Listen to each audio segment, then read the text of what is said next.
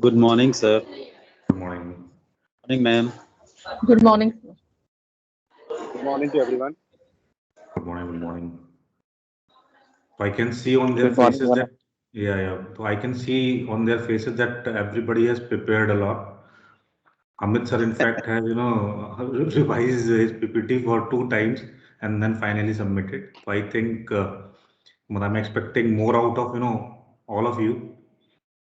So those who have prepared good, let us start. But as per the flow, Garima madam was supposed to start first, but she has not joined. I don't know. Pankaj sir has also not joined. So Mukesh, can anybody check with Garima madam, because the number which I have saved is the wrong one. I have called and it got connected to Mukesh sir.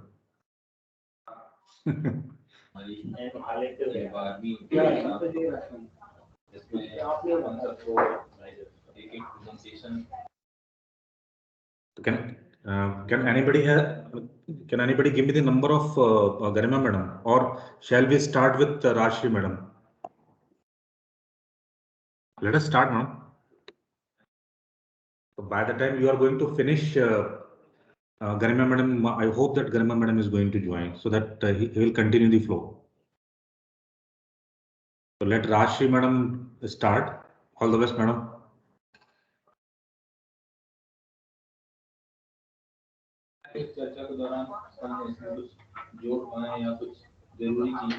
Thank you, sir. So what I'm doing is I'm just sharing your PPT. Just give me a minute. And on Okay, that sir. basis, whenever you say next slide, I'll go to the next slide. When you say previous slide, I go to previous slide. When you say Okay. stop, I'll stop. Okay. Instructions are your, and I'll be the coordinating the entire thing. Sir, actually, I wasn't also mentally prepared because I thought my No, number is no second. worries. Okay. Give Binduji me is a here to minute. support. Yeah. Binduji is here to support all of you out. This is just the preparation. This is not an exam, not a test.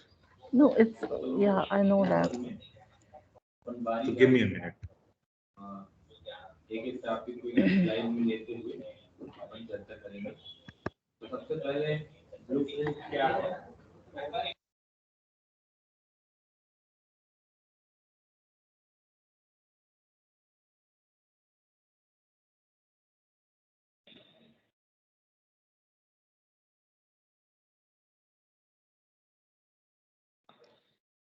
So thankfully, Garma madam has joined.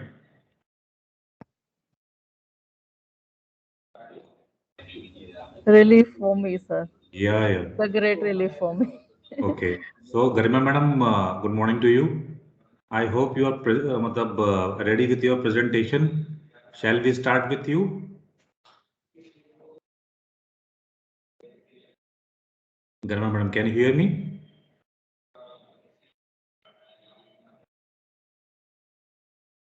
She can't hear. Garima madam, can you hear? Can you hear me? Oh my God. I think some sort of problem.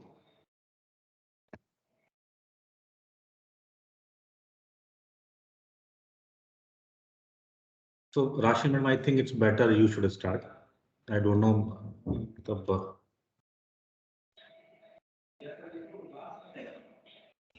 Okay, sir. I'm ready to go first. okay. Check. I'm going to share your PPT.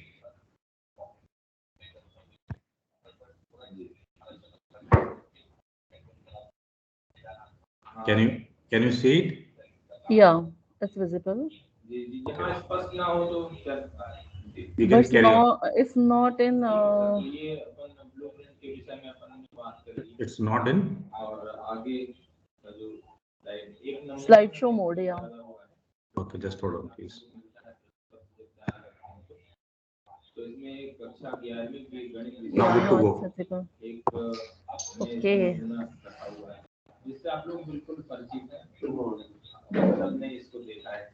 Good morning to everyone. Uh, I'm going to do presentation on free response question, structure and scorecard. All others are requested to go on mute, please.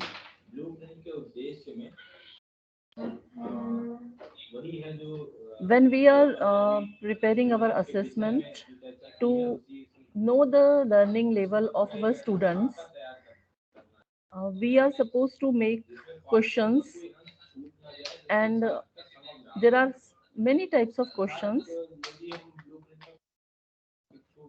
Sir, can we go to the next slide?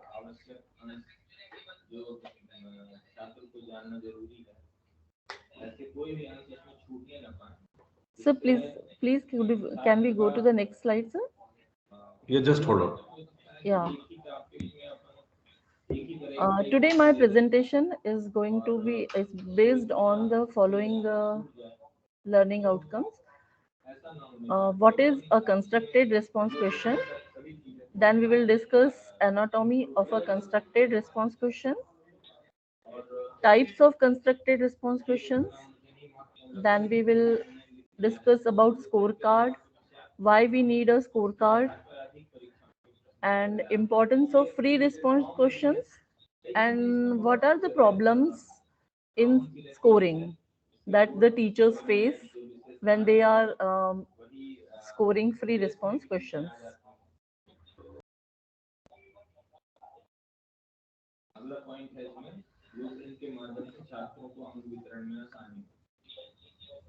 First of all, we would like to have a discussion on what is the constructed response question. I would like to tag Amit sir if he would like to share his views on response. What is a constructed response question?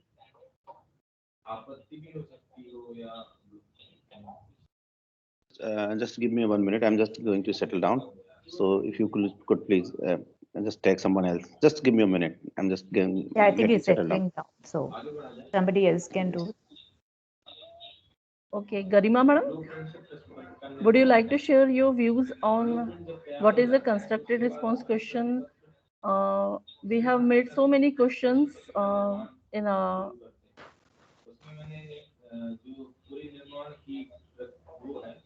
Yes, good morning, ma'am. Good discussion. I think that the constructed response question or question which Ma'am, you are not audible. We can't hear you clearly. Mukesh sir, would you like to share your views on a response question? Yeah, sure. Thank you, ma'am. Uh, Constructed response question are when students are asked to answer any question freely, when they have liberty to compose the answers. Very nice, sir. Thank you, sir. Uh, Respondent is free. He has full liberty to answer the question, and he can express his views very clearly on the given topic. Uh, Suppose, sir, can you? I think we would like to have a discussion on types of question. Before more having elaboration on this constructed response question, Joshi sir, would you like to discuss types of question? Yes. Questions, true false questions, matching questions, MCQs, one word answer type questions, and long answer type questions. Very nice, Three sir. such questions are the types of questions. Sir, can we move to next slide? Yeah, sure, ma'am. As Joshi sir has given us his comment on what are the types of questions, we come to the question: what is the why do we need constructed response questions? I would like to tell you that constructed response questions are constructed with a specific testing objective. I would like to tag Amit sir to read the slide. पढ़ने की तरह यहाँ connectivity issue मेरे साथ है सबके साथ है कनेक्टिविटी इश्यूज मेरे साथ है सबके साथ है आपके साथ नहीं तो मैं तो दोनों तीन तरह के नेट चला के देखती मैंने मेरा तो ठीक आ रहा है Okay, I would like to Amit sir. May I? Yes sir, please do. Constructed response questions. They are, I think, all open response, free response, supply type questions. Allow respondent to develop free short answer. Easy to write and promotes testing higher order thinking. Allows testing complex. sorry actually it was a connection issue so It's okay, Amit sir. Please, Joshi sir, you continue. Yeah. Combining of learning objectives. Expect the expected. There is a picture, oh, you guessed and got the answer right. Tell me more about how you do everything. Joshi sir has read it all. These are the important aspects of constructed response questions. They are very easy to write. Whenever the teachers want to test higher order thinking, they want to probe deeper into their students' mind. They ask such type of questions. Suppose they want to want their students to explore relationship between A and B. So then we will need such type of questions. Uh, I want to know, we can test cognitive skills by our MCQs also. Even higher cognitive skills we can test through our MCQs questions. Then why do we need response questions? I would like Amit sir's views on this question.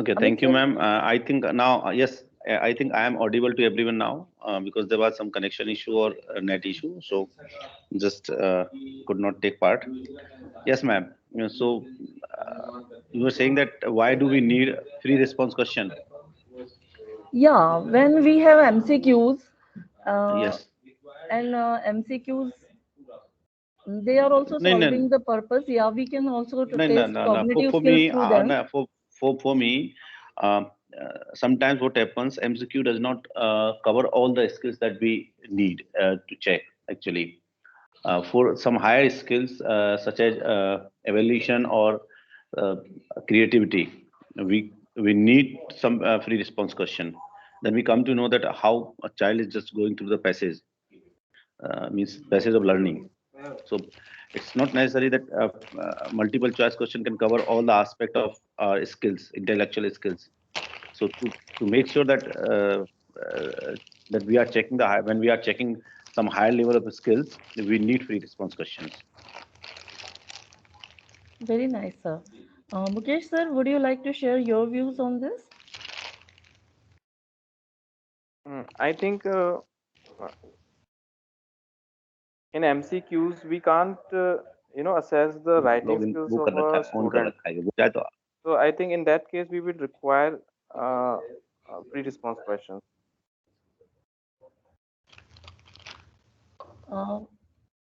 Yeah, I think you are completely, absolutely correct. Uh, suppose in English language, where we test writing skills, so it's important to have response questions there. I have written a tagline here: expect the unexpected. I would like Joshi sir to elaborate on this. Joshi sir, Please, could you Which one? Which one? expect the unexpected? I have written for the students. Yes, expect the unexpected. Does this happen whenever you are checking a response question with you? Do you get Actually, unexpected answers from the students?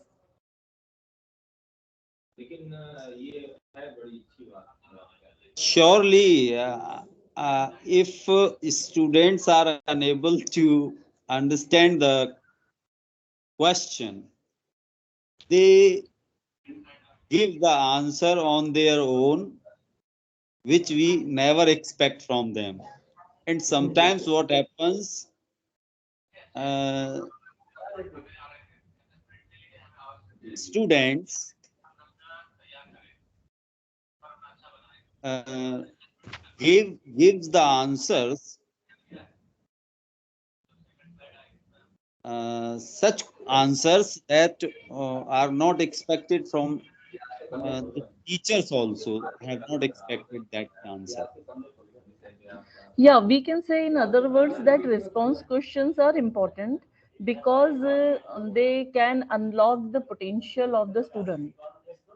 Yes, of Yeah, course. they promote the creativity and high order skills in students.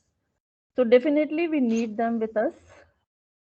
And I have given an image here which clearly depicts why response questions are important. Because in MCQs, what happens? The student can guess the answer sometimes very easily through elimination method or some other method. Uh, Mukesh sir, do you think I am right in this respect? Does this happen?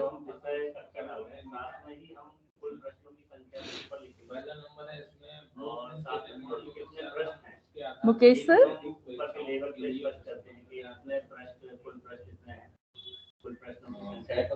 Okay, we will continue with the next slide. Yes, madam, I agree with you. Actually, for example, true false questions, students, if they answered only true, true, true, all the, to some, what happens, at least 3 out of 5, they got the right answers.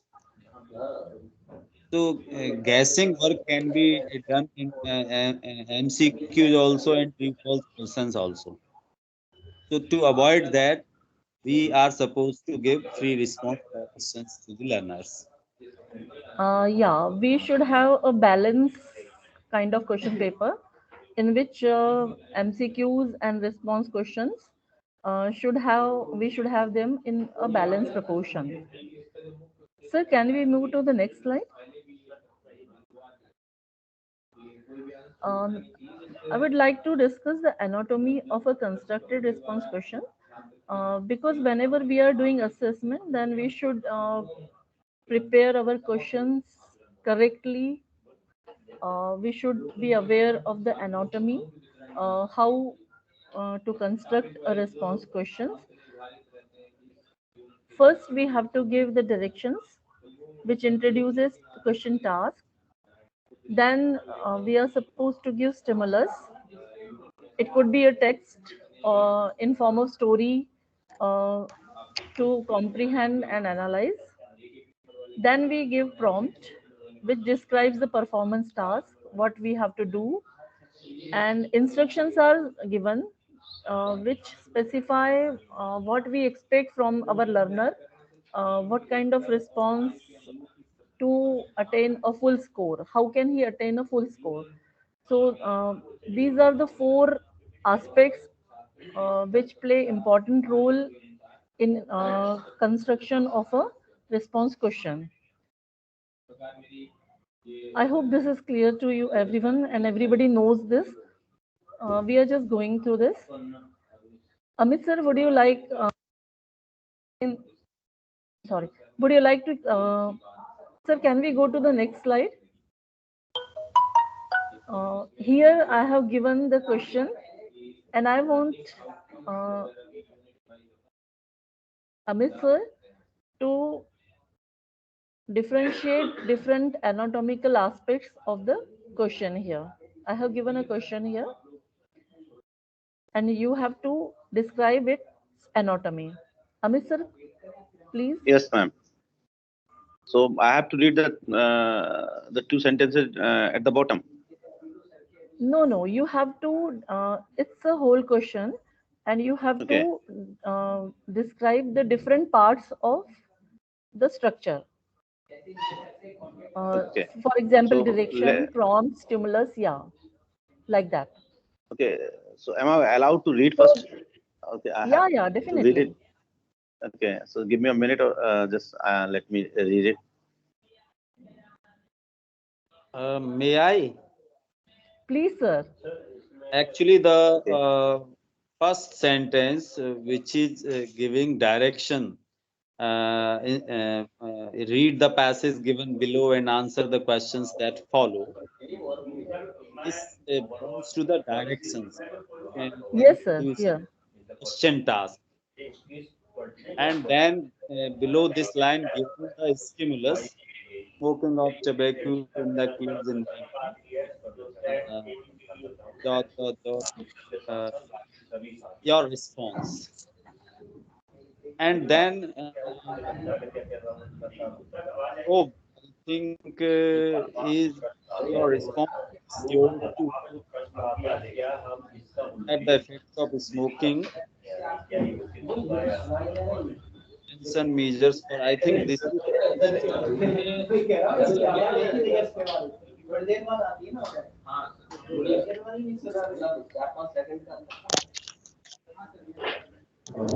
Yes, sir. Thank you, Joshi sir, for describing the anatomy of the question.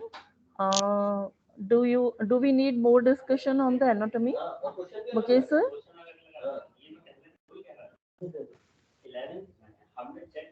I Could you think please give a prompt and in the last one instructions? Sorry, sir, I can't hear you. Prompt and instructions. Okay, right. Little How bit is, elaboration.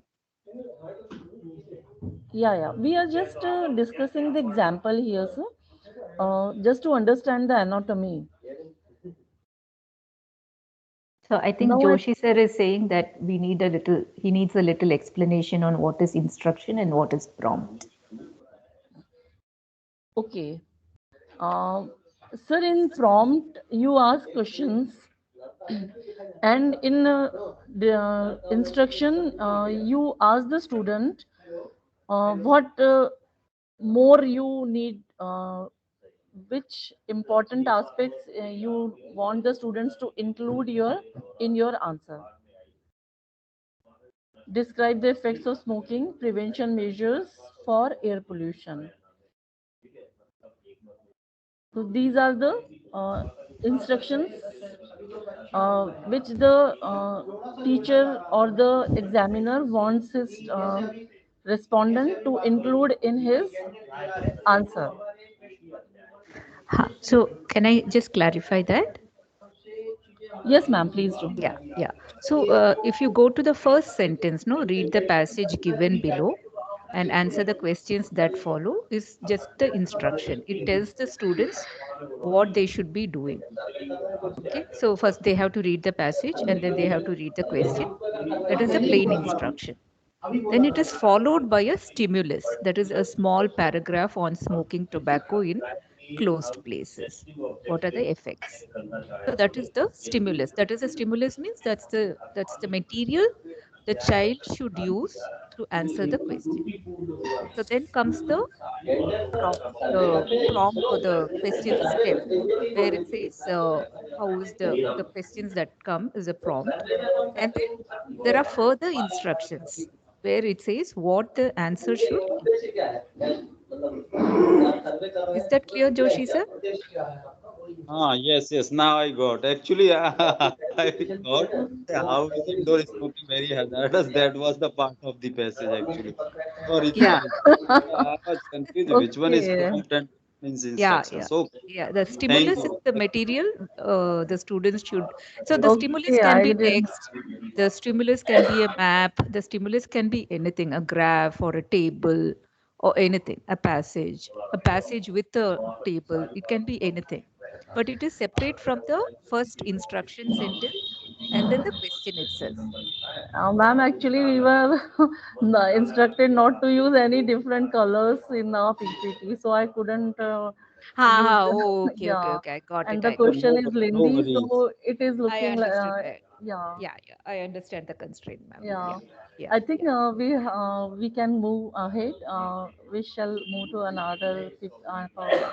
Please feel free to use vernacular if that's more comfortable, because this is what we are doing is a concept based presentation. So it doesn't matter. We are not like learning English or anything. It's about assessments and the Okay, ma'am. theory of assessments and the concepts in assessments. So Ma'am, it has. actually, I would like to share something with you. What happens if we don't get opportunities to speak English or discuss with others? Hi, And so when it is actual yeah, and question when making we session, go in actual session, ma'am, we will be expected to perform only in English. Now, there are uh, people who want us to speak in English only, not to use Hindi with this. So that's why oh, I'm okay. avoiding. So I'm what you trying can. my best, level best, to do it in English Yeah, completely. yeah. No, Yeah. I'm saying, see, if it was a question making session, right? Now you're you're explaining what is a CRQ, So constructed response. we can do it in Hindi also. This is okay to do it in Hindi, but when you're actually teaching them how to make questions, then it has to be in English, because it will be you will be doing a subject specific workshop, right? Okay, ma'am. Right, but when if it is a science workshop, when they are teaching how to make science questions, it will be in Hindi, because I don't think the government schools have English medium, Okay, ma'am. Thank you. right? So here, Yeah. because it is conceptual, you can for at least this workshop you can you feel free to use Hindi, because what will happen is when you are facilitating workshops for the state teachers, there Lara will hai. be many people who may not be very well versed in English. Okay. So if you stick only to English, then there are chances that the concepts will not get transferred. Okay, ma'am. Yeah. So Yeah, our what you first can priority is to transfer the transfer the concept. knowledge. Yeah, Yeah. yeah, But when knowledge. you're doing a question making session, you tell them that you will stick only to English. And wherever explanation is required in vernacular, you can give them as an additional support. Okay, ma'am. Yeah. Oh. Um, You can types of. better to keep it bilingual when it comes Okay, to ma'am. general concepts. Yeah. We now come to the another aspect of response question, which is types of response question. So basically, the broadly, if we divide the response question, it is of two types: short response question and extended response questions. And completion, fill in the blanks, make a list, label a diagram. They are also types of constructed response question. Pasir, I want to you to move to the next slide. Yeah. In this slide, I have mentioned there are two types of response question: short response question and extended response question. In this slide, I have explained what is a short response question. In short response question, students are supposed to apply their knowledge, and I have shown here verbs which are associated uh, to answer the question, short answer questions, and you can make your questions with these verbs. And short answer questions can be combined factual and interpretive. Uh, they can have facts as well as they can have interpretation together. So, could we move to the next slide, please? I'm not going to discuss the long response question because the earlier we have seen the example of it. in which we discuss the anatomy of response question. So we come to the main problem here, scorecard. Because scoring is very important when the teachers are trying to assess, or they are going through the process of assessment, how to score their response question. That is the main problem. So I would like Mukesh sir to read this slide. Thank you, ma'am. Scorecard, what and why? Provides different possible answers, possible codes for the answer, sets the standard and marks for each answers, understands the level of learning, helps identify differences in students' understanding and their misconceptions. Mukesh sir, would you like to elaborate on this? Would you like to share your views on scorecard? Sure. I think point number one, as it says, provides different possible answers. See, in free response question, the students have liberty to write, you know. So we can what that tagline or that slogan in slide second, expect what unexpected, that you mentioned earlier. It is Yeah. something related to that. We can get a variety of answers. They have their own vocabulary, they have their own writing skills. So I think provide different possible answer. They have liberty.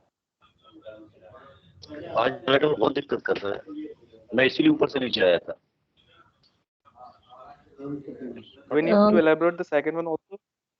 Yes, sir, definitely, please.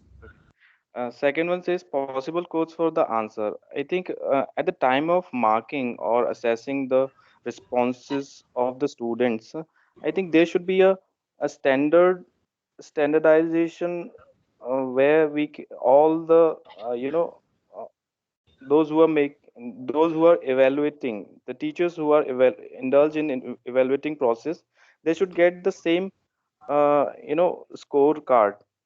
So there should be some codes so that every evaluator can evaluate the same answer referring to that scorecard. Is it so, ma'am? Yes, sir, very nice, very nicely explained.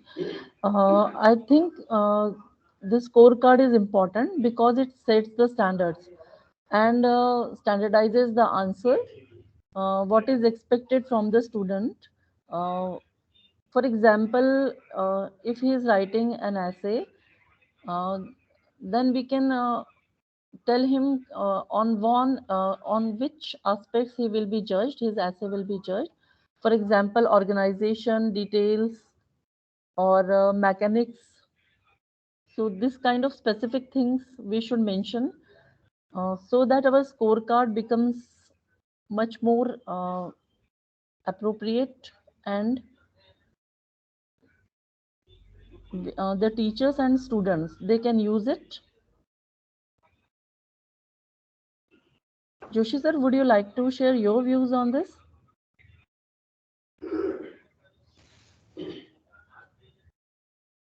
Yes, ma'am. Thank you.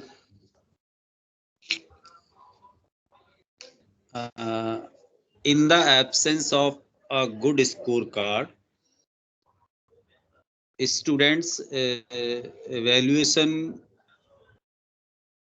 cannot be justified actually. So, writing skill, as far as writing skill is concerned, from the point of view of free response questions, the most important thing is content and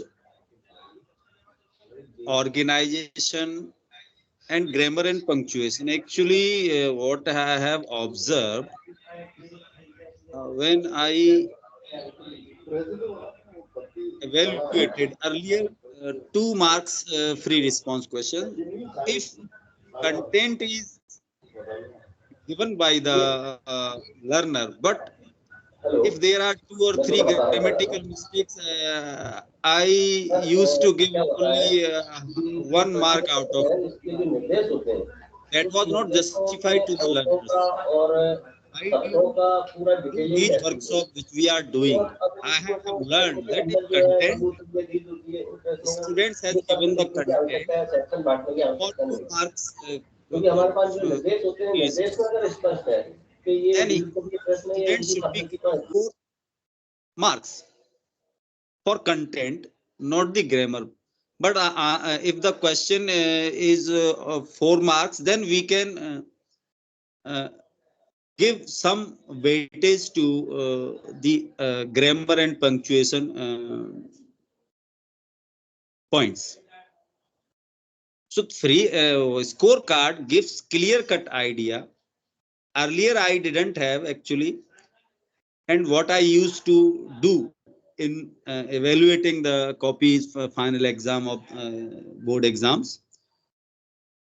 So I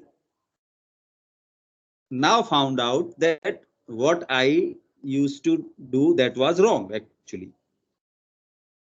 So scorecard gives clear-cut criteria for the teachers to assess the learners' answers. Thank you, ma'am. Ma'am, am I audible? So, Rashri madam, since we have started somewhat late, we have started at around 10 or 10:15. So the time allocation is for 30 minutes. I think we are exceeding some time. So I'll request So Parth, because yeah. I think we even got the slides from one person, right? Yeah. And we also don't have Pankaj sir. So their time can be redistributed, no? So it's okay to take a little more time, I think. Okay. So I have distributed 40 minutes each to everybody. Like for 6 people, right? Or 5 people. So among the 5, we have Joshi sir has not sent in the slides, right? As Joshi sir sent it? No, Joshi sir has not sent it, but I would like Joshi sir to participate in terms that whatever that has been presented earlier, he can probably sort of conclude. Yeah, so that's fine. So if 40 minutes, his 40 minutes, maybe he will not take all the 40 minutes. So we can re-allot another 5 minutes to everybody. Okay, no. Then in that case, we'll continue. Thank you, Parth. Okay, sir. I think Garima ma'am wanted to say something. Ma'am, am I audible? Yes, yes. Ma'am, you're audible. Ma'am, I want to say one thing about scorecard and about the importance of scorecard is that it establishes the reliability of a question, because in absence of a scorecard, different teachers can allot Very different marks to the same. But if a scorecard is there, then it establishes the reliability. Then the same marks can be allotted on the specific points, on the specific parts of the answer, specific aspects of the answer. So in that terms, I think scorecard is very important. Very good, ma'am. Very good. This is called inter-rater reliability. Like if different raters are rating a question, we want some kind of a standardization in the score. So to achieve that standardization in the score, the scorecard helps to check whether that person is giving the right amount of marks, right amount of score, so that the variability between different scorers is not very high. So it is called inter-rater reliability, which is very important in free response questions. Very nice, ma'am. Thank you for bringing that very vital point. Okay. Am I audible? Yes, sir. Yes, sir. Okay. Pankaj sir? Yeah. As Amit sir. Rashri ma'am and Joshi sir rightly said that we need a scorecard to get some reliability, and as Bindu ma'am said, the interrelated. But I have a question. Actually, not question. Actually, I want to clear one of my doubts. When we are talking that, okay, it is important. No doubt that scorecard is very important. When we have two are different people. One is just setting a paper, and the other is just evaluating.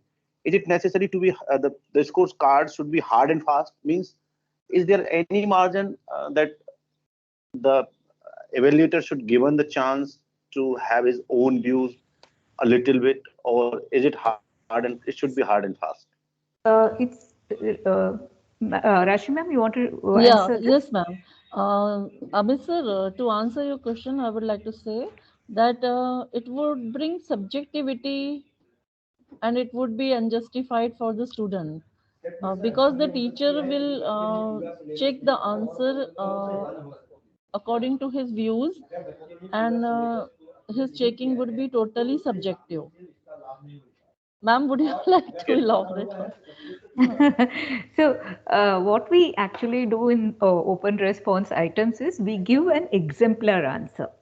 So, if it is, for example, if it's a 3-mark question, or imagine if it's a 4-mark question, you give an exemplar answer where what the minimum expected points for that answer is present, right? So if you say why did the character behave such in such a manner, there are like couple of points which give the right answer. So in the exemplar, you should capture that.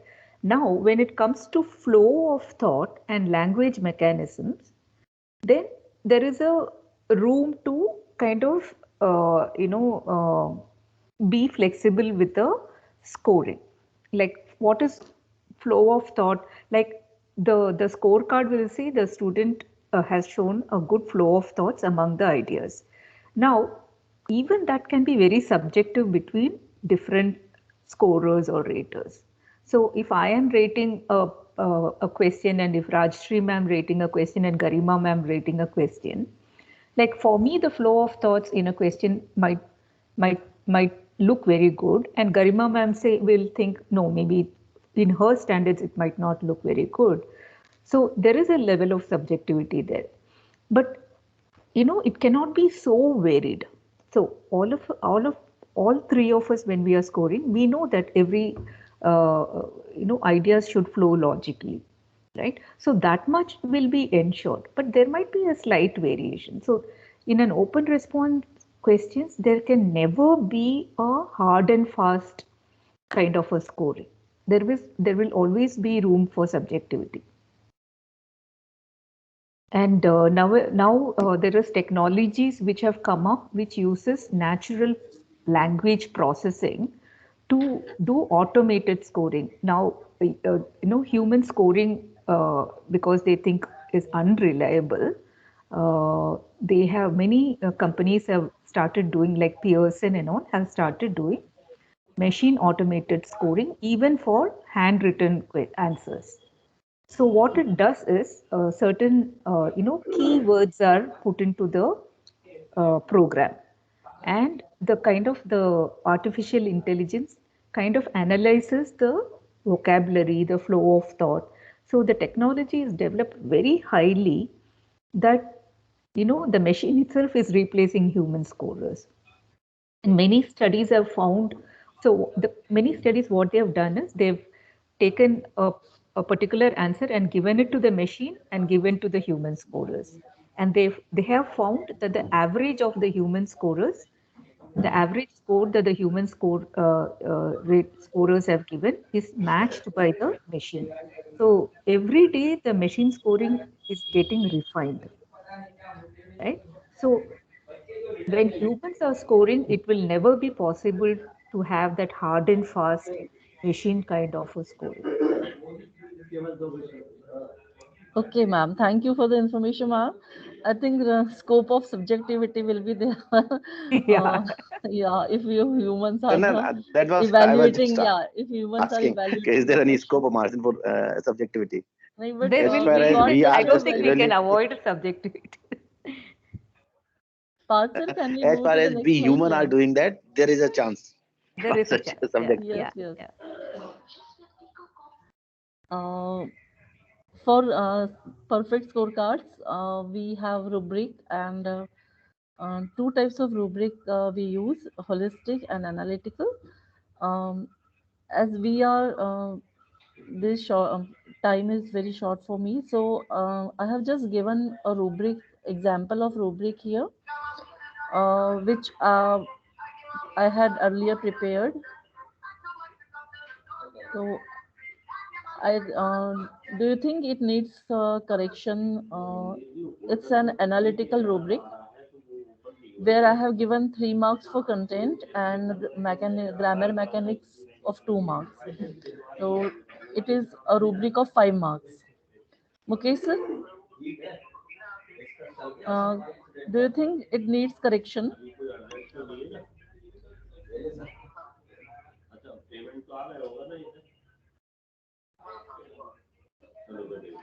Amit sir? Well, for sure, it's an analytical rubric because you have mentioned you have allotted different marks, set of marks for different fields like uh, grammar, mechanics, and content. Yes, sir. What I want to know, would you like to, can we have improvement on this?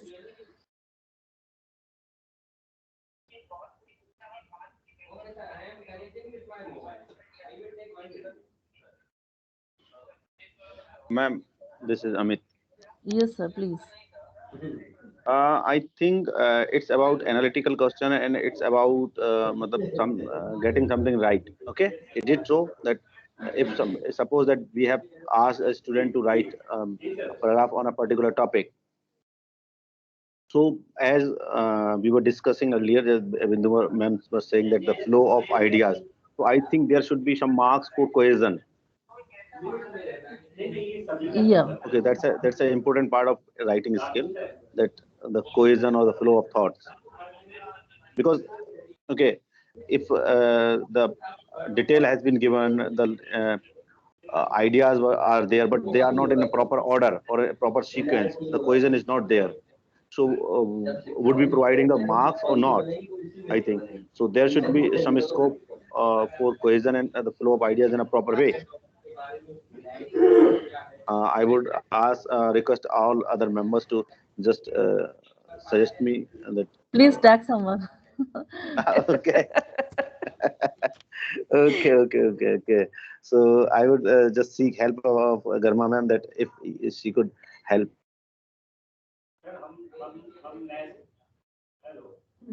Pardon, Amit sir, may I listen to the question once again? Could you please repeat?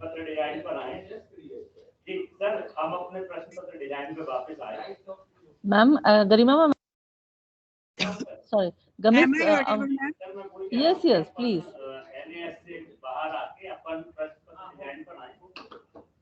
Ma'am, what was Amit sir's question? Amit sir was saying that this rubric is not perfect. It needs improvement, and there is scope for uh, cohesion or a flow of ideas.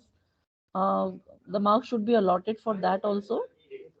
Do you agree with his views?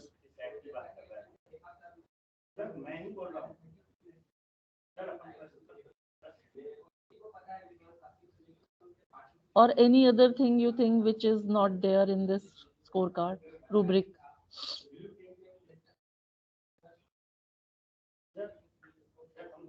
Ma'am, as far as my view is concerned, I am earlier I was totally convinced with this rubric, but now after hearing from Amit sir, earlier when last year when we went for moderation and for question paper making for understand, that time we allotted marks for coherence as well.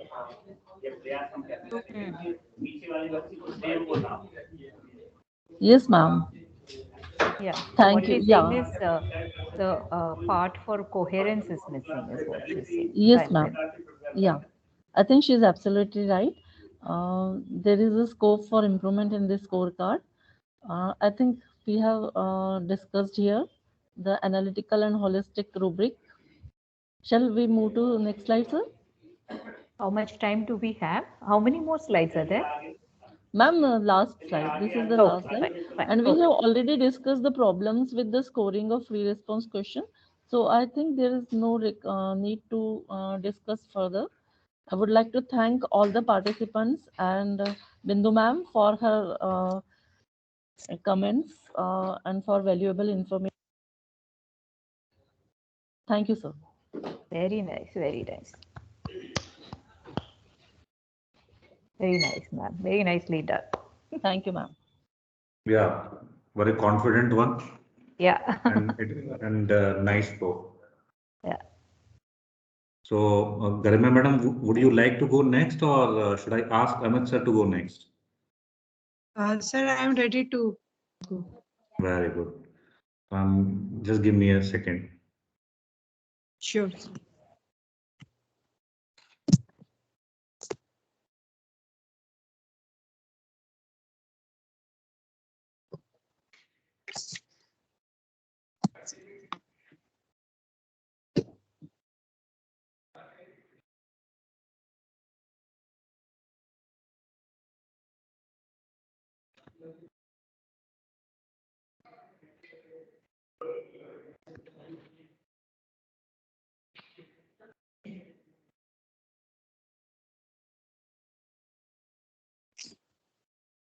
Yeah, ma'am, you can carry on.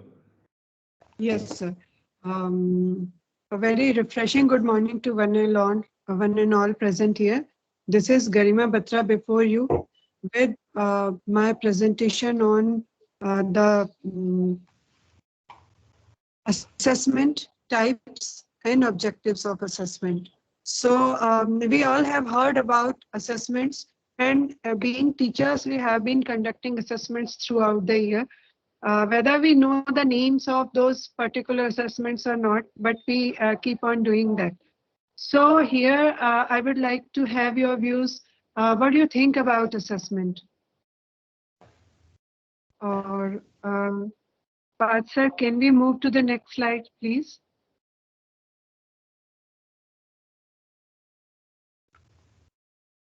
Yes. So I have divided this presentation on certain topics, and these topics are Mukesh sir. Yes, sir. Mukesh sir, may I request you to please read this first point? Okay, ma'am. Index, what is assessment? Great. Mukesh sir, please read second one also. Why is assessment important? Great. Rashi ma'am, may I request you to please read the third point? Yes, ma'am. Definition and characteristics of formative assessment. Very nice, ma'am. Joshi sir, may I request you to read the fourth one? Fifth one? Yes. Definition and characteristics of summative assessment. Very nice, sir. Thank you. Amit sir, could you Thank you. Definition and characteristics of diagnostic assessment. please read out 6 and 7? Comparison table of types of And last one assessment. also. It's Comparison not visible. I have read that after comparison there is no point, I think. Thank you, sir. Thank you. So I would just like to know what are your views about assessment? Amit sir, could you please express your views? What do you think about assessment? Amit sir, am I audible to you? I think he has missed. Okay. So, Rachi ma'am, what do you think? Yes, ma'am. I think assessment is an integral part of our education system, and if we want to know what our student has learned, we to assess his learning, we need assessments. It's a kind of test, yeah, where Great. evaluation and measurement all the things are involved, and we do assessment for to understand the learning level of the student. Very nice, ma'am. You have almost compiled everything in your expression. So, would anybody like to add something in this, or want to express your own views about assessment? Mukesh sir, Amit sir, Joshi sir.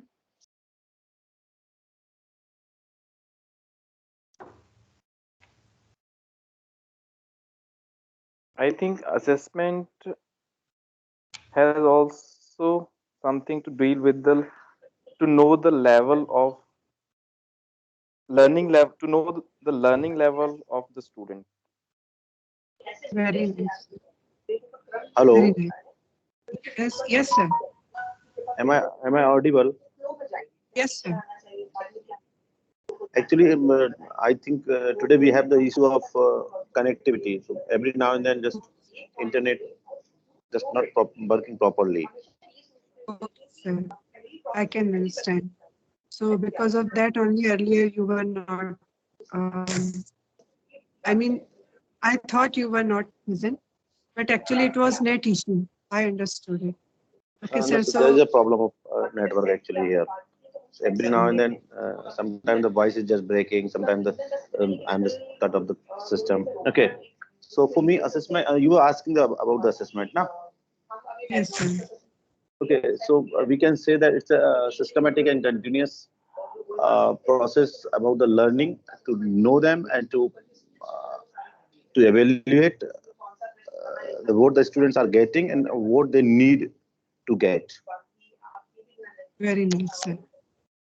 You have also covered almost much bigger aspect of assessment. So, Parthar, could we move to the next slide? So, according to me, assessment can be considered as the systematic collection, review, and use of information about educational programs and services undertaken for the purpose of quality, improvement, planning, and decision making. So it comprises the collection, review, and use of information about whatever programs and policies, services which are being provided to the students, including teaching. And when the assessment is done, after that, there are chances of improvement. The teachers or the policy makers can plan out some more policies, what corrections are to be made, and they can make further decisions about the pattern, the system of teaching. So in this way, the assessment can be helpful for not only teachers, but also for students. Here, these teachers can also find out through the assessment where is the gap between their teaching outcomes and the real outcomes from the students. Where is the gap and how can they fill the gap? In that way, to fill the gap, they can make further policies and they can make the changes in their curriculum or their courses. Am I clear about it? Yes, yes. Yes, ma'am. Would you like to add something to about this assessment? Anybody? Yes, I think your definition has all the aspects, covered all the aspects of assessment. Uh,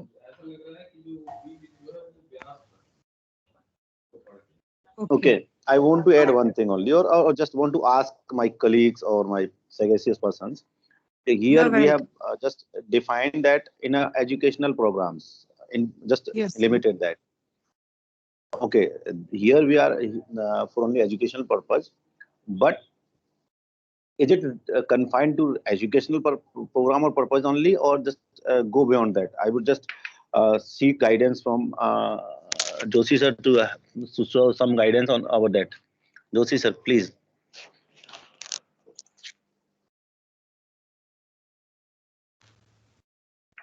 Yes. Gupta Okay, ji, Joshi sir. Ji sir. actually, we are, uh, we belong to educational system and we are supposed to facilitate our teachers for educational programs.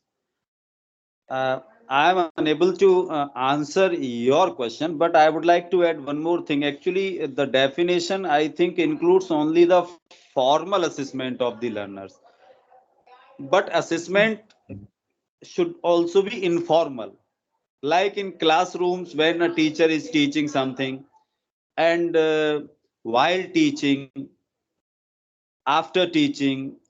So those informal assessments should also be included in the definition of assessment.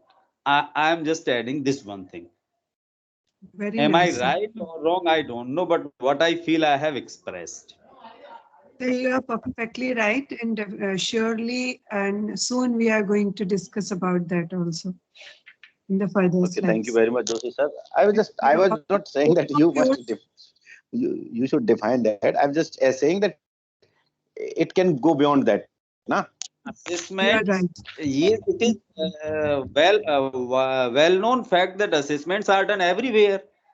It is not confined to only educational system. Thank you, sir. It is everywhere. I was just pulling. In each and every department. I was just pulling your line. Don't chide at me. You are very correct. Definitely, assessments are done in almost all fields. Yeah, in that context, really, this definition is needs to be added something. So now I would just like to know all of your views about why is assessment important? Is assessment important? Firstly, that thing is that thing needs to be inquired. Is assessment important? Yes, definitely. So why is assessment important?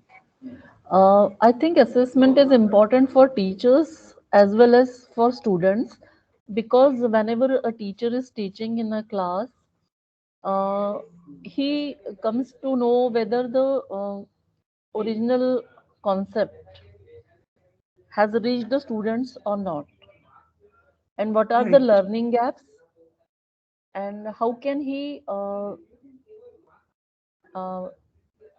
do remedial teaching to remove those learning gaps and enrich the students or enhance their skill, uh, and make them understand.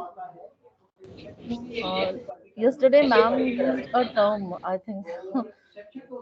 Very well spoken. Very well Ma'am, spoken. what was the term in? I've forgotten it. Recheck the recheck their knowledge. So this way, assessment is very useful for teachers, and students can also see what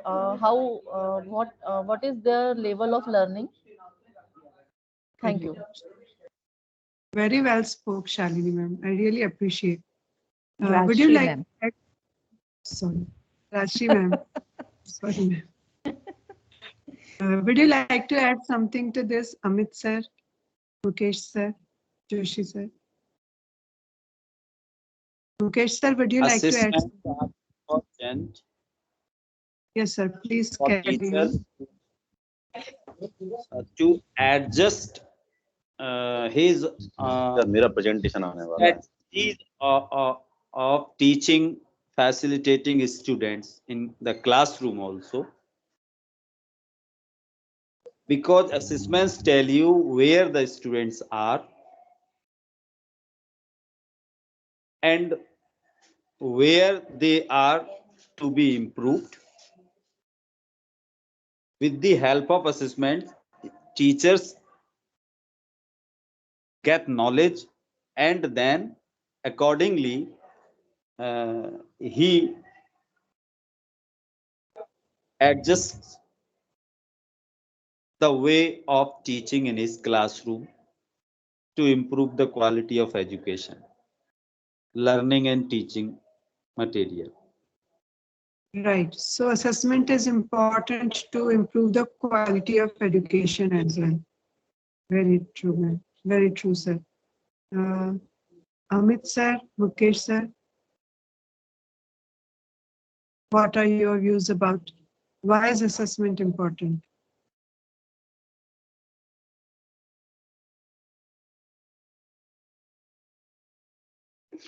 Well, I think assessment plays a vital role in teaching learning process. See, when a teacher has some objectives before going into the class, and then he can only come to know whether these objectives were or goals were fulfilled or achieved or not. You know, the learning outcomes were to the point that he desired. Okay, and after assessing them, he can make some desirable changes in his teaching methods or teaching styles.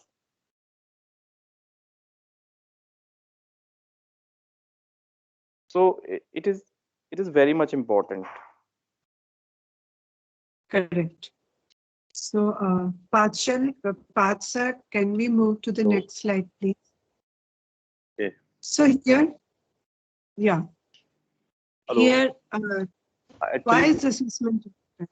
I I do have some serious issue about the connection. Okay, I want to add Yes, add one point only. Actually, it helps in our learning on ongoing basis. Encourages student as well as the educator to reflect on their progress, as well as to, as Mukesh sir said, that to identify achievable goals. So that is why it becomes very important. correct. तो Amit sir, my only request, अगर आपको कोई problem आ रही है, if you are still facing problem, you can come up, you can use my laptop and present. Okay, sir. Thank you very much for being so kind. I'm just coming. On your advice, I just came downstairs. Okay, I'm just coming.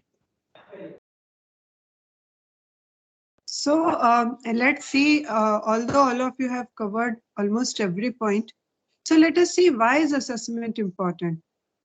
Assessment is important because it can answer some important questions like, is there a difference between what is done in the classroom and what the student learns? So when a teacher teaches anything, any concept in the class, so at that time, if assessment is done, through assessment, a teacher can decide very well that whatever she has done in the classroom, whether the students have learned or not. Secondly, are students learning what they should learning, that is, are the core and basic concepts being learned? Sometimes it happens that whatever teacher wants to teach, students sometimes they don't grab the exact concept, rather they learn something else. So assessment helps that whether the students has learned that proper particular concept that the teacher wanted to teach them. Thirdly, is there a better way to understand the topic or concept to improve understanding? If suppose the teacher has done the assessment and she finds that even after doing all the preparations and even after using all the props, she was unable to explain the students, then she tries to find out some other ways that what else can be done so that the topic or concept helps to improve their understanding. For example, if a teacher teaches adjectives in the class and students don't learn exactly what the teacher wants to teach them, so she can also use some teaching aid, or she once a teacher called out the students in front of the class and she asked the students that what you can tell about the qualities of this boy. And when all the students said he's smart or he's dull, he's boring, he's smart. So a teacher tells that, okay, this student, his name is suppose Ram. So Ram is a noun and the qualities are adjectives. So in that way, teacher can also think about some other ways how she can explain the concept or make students learn better, to make their understanding better. Am I clear about this? So as Rashi ma'am said that we can guess, we can assess the students' level, up to what level they have learned, up to what content they have learned, up to. So she can adopt some other ways and methods to explain those things in a better way. Am I clear about this?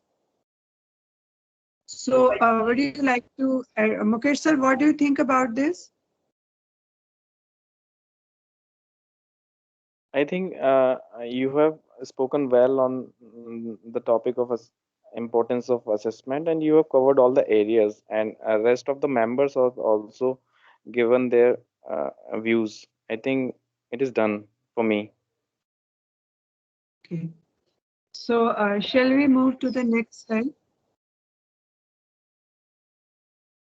Why is assessment important? So here we are going to see some more points about this. Assessment is important because it improves learning skills.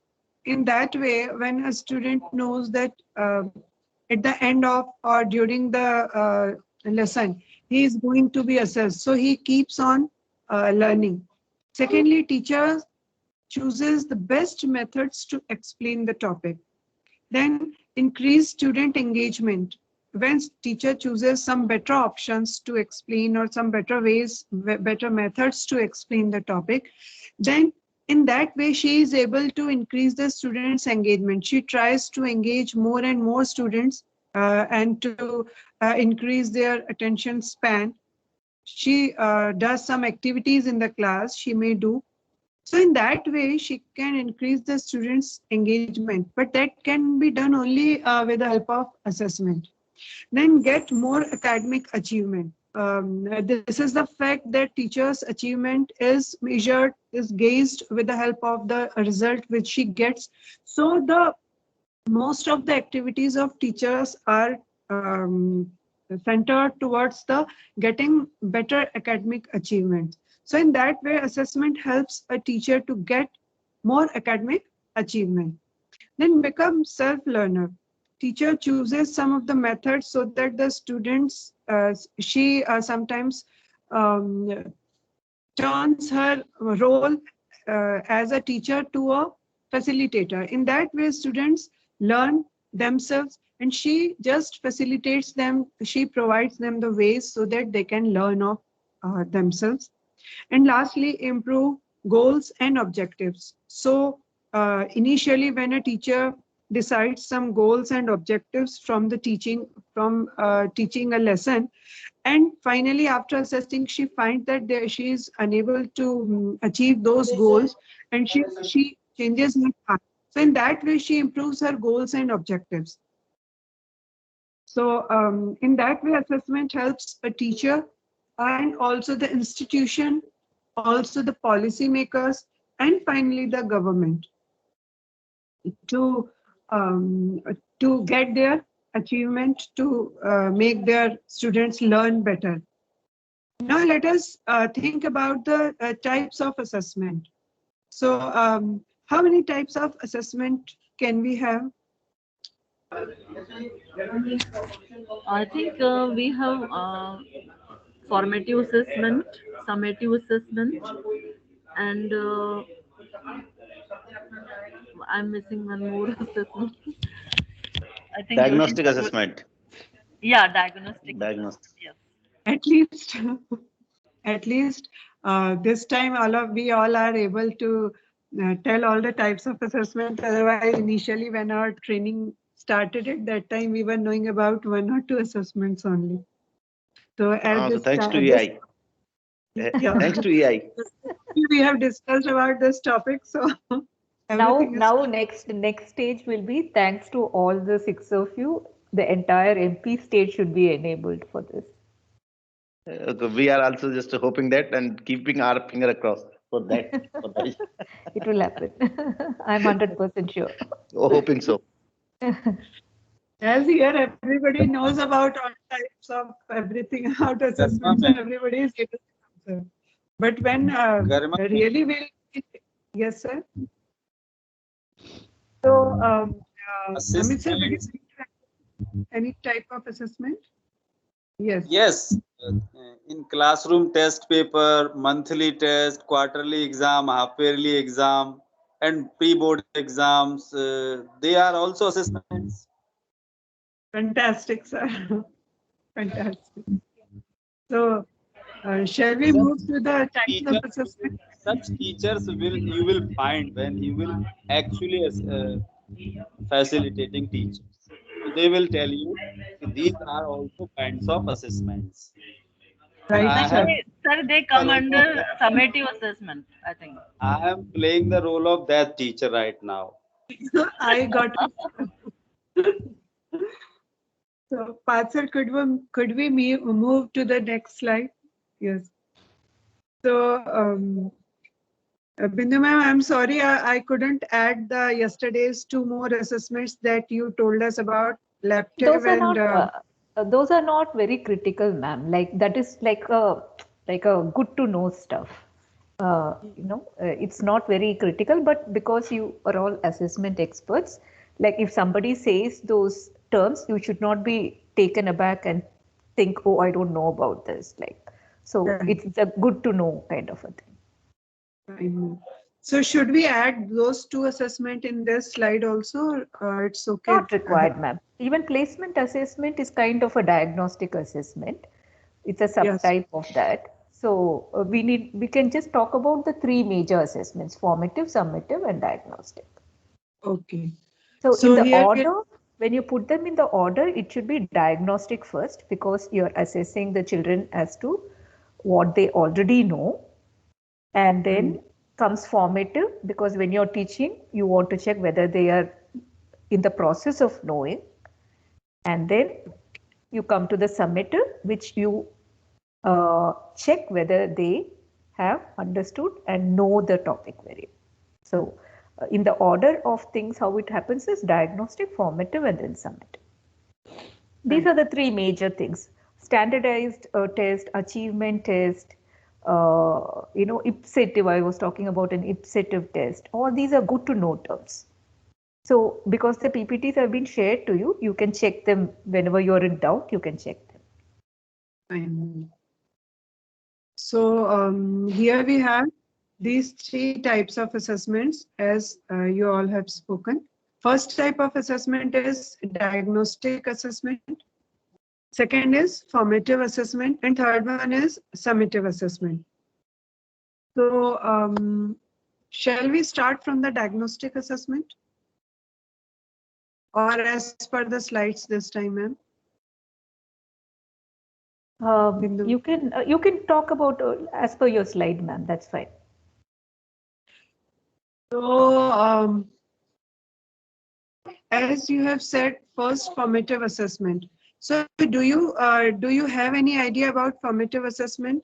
As we all have been doing this type of assessment, whether we know the name of this assessment or not. So Ms. Sir, would you like to throw some light on formative assessment? Yes, ma'am. Thank you for tagging me. Actually, first of all, it's a assessment when we check our progress. Our progress means while we are just teaching or just providing learning to the students, what we lack or what they have learned. When we want to know that weak links or the strong points, so just in between the diagnostic and summative assessment, what we do. Suppose that we have taught them for 2 or 3 months, and we want to check, or even weekly, that whatever they had learned or what they need to learn more. So when we are just doing such assessment, this comes under formative assessment. Very nice, So sir. to sum up, we can say that when we check progress, okay, and so that comes in formative assessment. Very nice, sir. Amit sir, you have covered all aspects. Rashi ma'am, would you like to throw some light about this? I think we can say formative assessment is assessment of learning. We check the progress of student. It's a kind of tracking, and accordingly we change our tactics and strategies and pedagogy uh, to achieve our learning goal in the classroom. Thank you. Nice. So, Patsar, could we move to the next slide, please? So here, all of you spoke very well that formative assessment is a kind of assessment that teacher can do during her teaching as well. After completing any of the point, any topic or any lesson, when teacher asks some questions or she takes their class test or she arranges any of the quiz on a particular topic. So all these come under formative assessment. So formative assessment is to guide the teaching methodology between instructions during the overall learning. So throughout the year, it goes on, even after every period, weekly test, they all come under this. And these are taken very frequently and include regular tests and test questions. So that teacher can understand whether the topic, that particular topic is clear to the students where they are lacking, so that she can explain that thing again next day, or she can repeat it, or she can, if the students have done well, then she can move ahead to the next topic. So class test quizzes are some examples of formative assessment. Would you like to add something, Mukesh sir? Do you take class tests? Or if you have some more examples of formative assessment?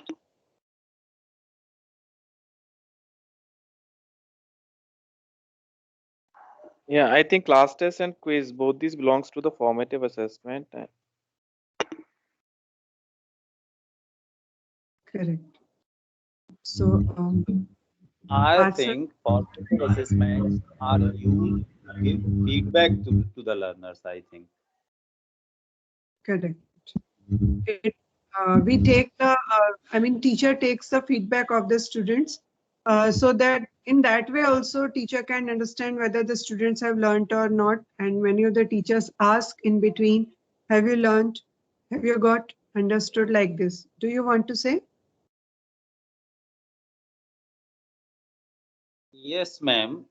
Students, with the help of feedback, after formative assessment, feedback is given. I think formative assessment is important for feedback. Feedback, why feedback is important? Because students can understand where they have done well and where they need some improvement. So that is why I said so. I agree with you. And do you think that formative assessment also helps in achieving the goals in summative assessment? Certainly, these little bit tests in the classroom, quizzes in the classroom, they will prepare the learners for their summative assessments.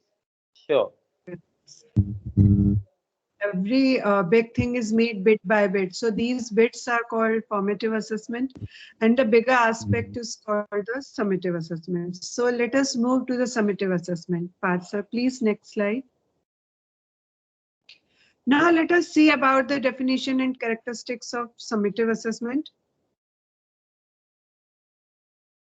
So summative, Amit sir, may I request you to please read the first point of this definition and characteristics of summative assessment. Assessments are carried out at the end of instructions to assess learning outcomes and summarize students' learning. Thank you. Correct. Do I need Sir, to read more? Sir, Okay. we'll read more also. I just want your views about this first point. What do you think about this first point? Would you like to explain this? Yes, actually, summative assessments are those are done at the, actually, what we, in other words, we can we say that end line test. Okay, so whatever learning has been done throughout the year or throughout the session can be get through via summative assessment. So yes, I fully agree with the first point that defines the summative assessment. Yeah, so summative assessments are carried out at the end of the instruction, as Amit sir has said. And in the same way, wherever there is, papers are taken after half-yearly test, sometimes they are also considered as summative assessment, especially in CBSE and in colleges. So summative assessment, the purpose of summative assessment is also to assess learning outcomes and summarize students' learning. And if on the basis of summative assessment results, if policies are changed, so they are helpful for the next year students, not for that particular class. Now, Rashi ma'am, may I request you to please read the second point? Okay, thank you, ma'am. In contrast to deductive assessment, summative assessment mainly checks the proficiency of the student in the given course. Right. So, what would you like to say about this? When we conduct deductive assessment, we want to know the competency level of the student and his problems, his understanding, and then we teach him for improvement. And in summative assessment, we check what he has learned. Correct. Okay, so I think whether he attained that proficiency which we aimed for him to attain, that is summative assessment. Correct. So we gave him, we give him grades, and we get the data, and we also come to know about the learning gaps, whether our instruction was successful or not. I think that's the purpose of summative assessment. Very well said, ma'am. And it assesses the given course for 6 months or for a year that students kept learning throughout the year. So how much proficiency, how much is learning took place during the year? So it is contrast to the deductive assessment, as deductive assessment assesses only a part and summative assessment assesses the whole course. So example of summative assessment, annuals and midterm exams. Now, wherever there are terms are there. So midterm exam and annual exam. Gari madam, I would like to interrupt you. What about project work? Whether it is a summative assessment or a formative assessment? Ma'am, I'm trying to answer from my side, and I would like Bindu ma'am's expert answer. I think projects, when they are carried out during the terminal examination or during the test, I think those are considered as formative assessment. And when they are taken, the final practicals and final assignments, they should be considered as summative assessment. Bindu ma'am, please.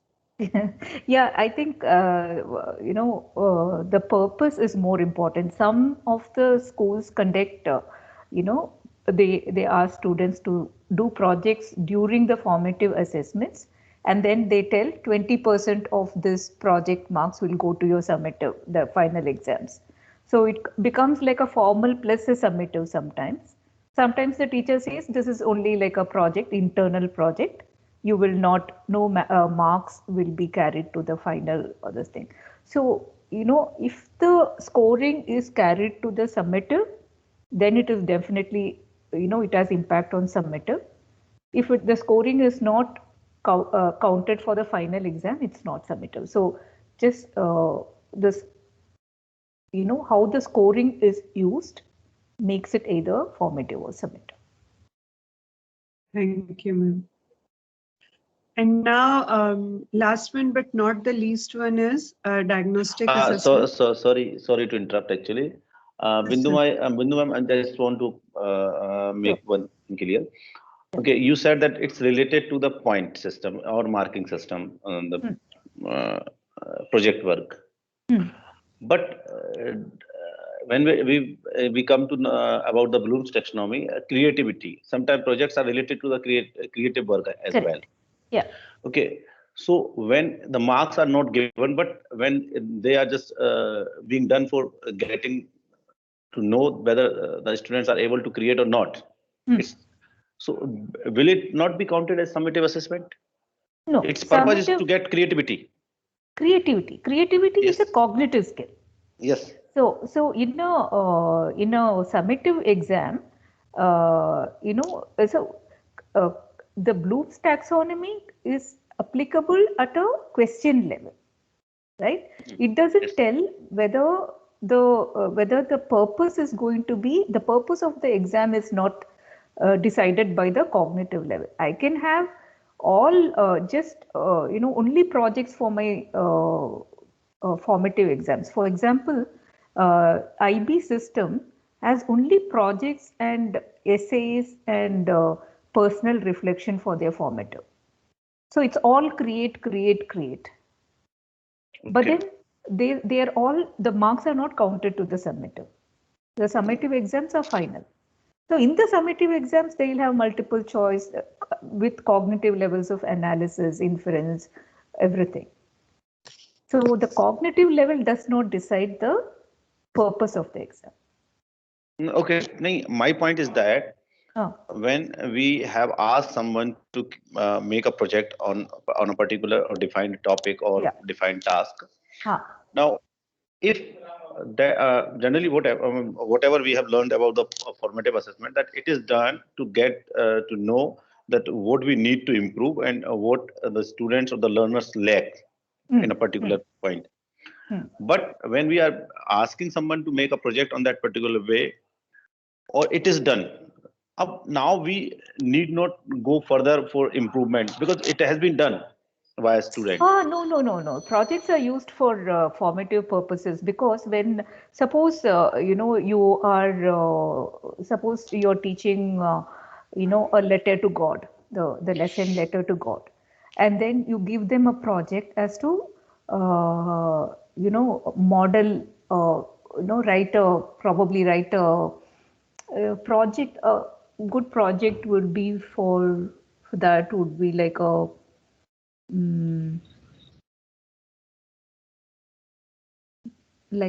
what kind of, like, maybe change the entire story into a dialogue play form or something like that.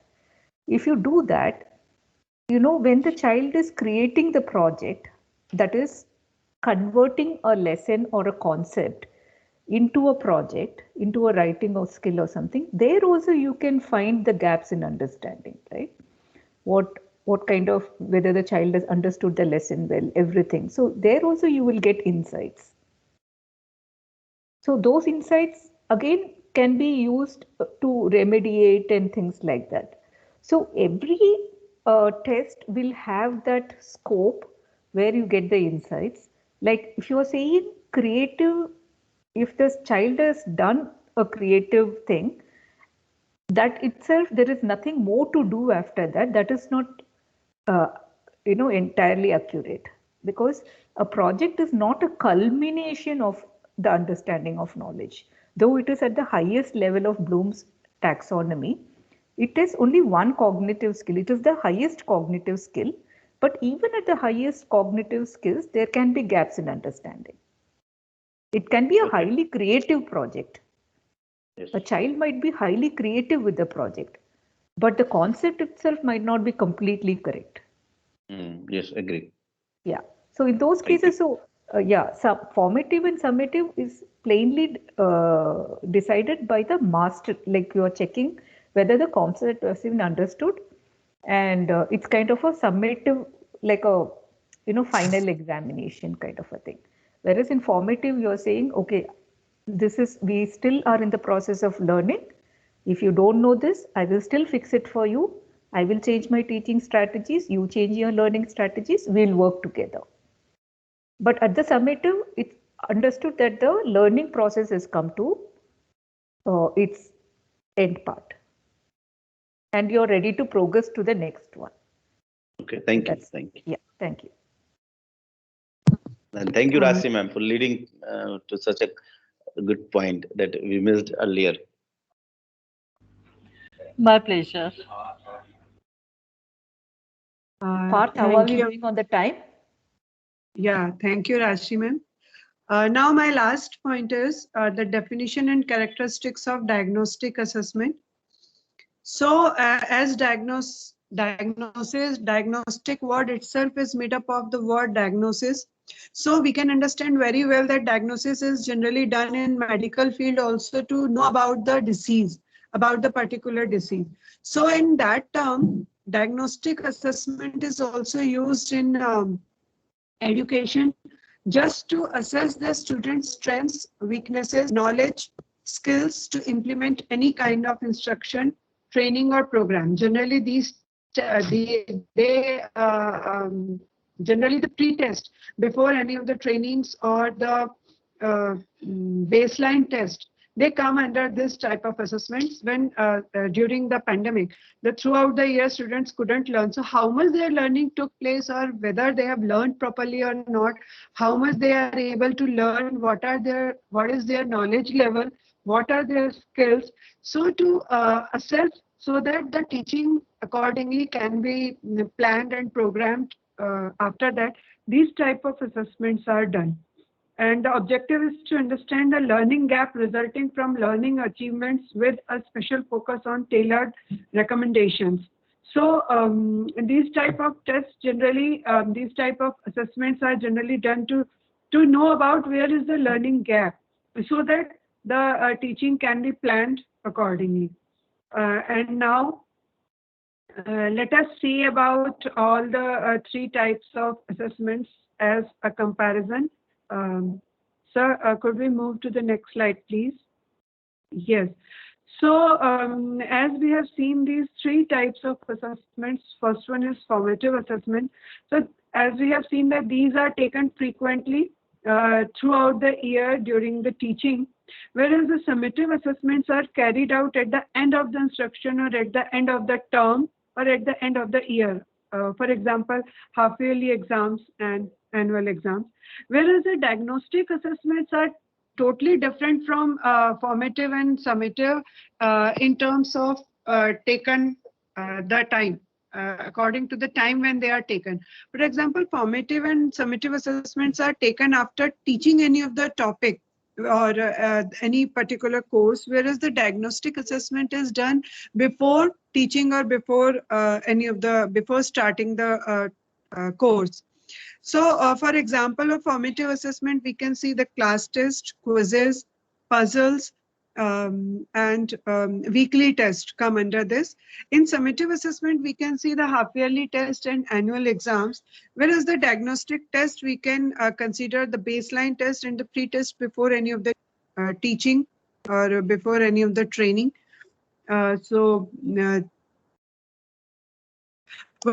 Would you like to express your views about this comparison table, or if you want to add anything from your side? Rashi ma'am, would you like to say something about this? No, I'm done. Okay, Amit sir? No, thank you. It's very clear for me. And Mukesh sir?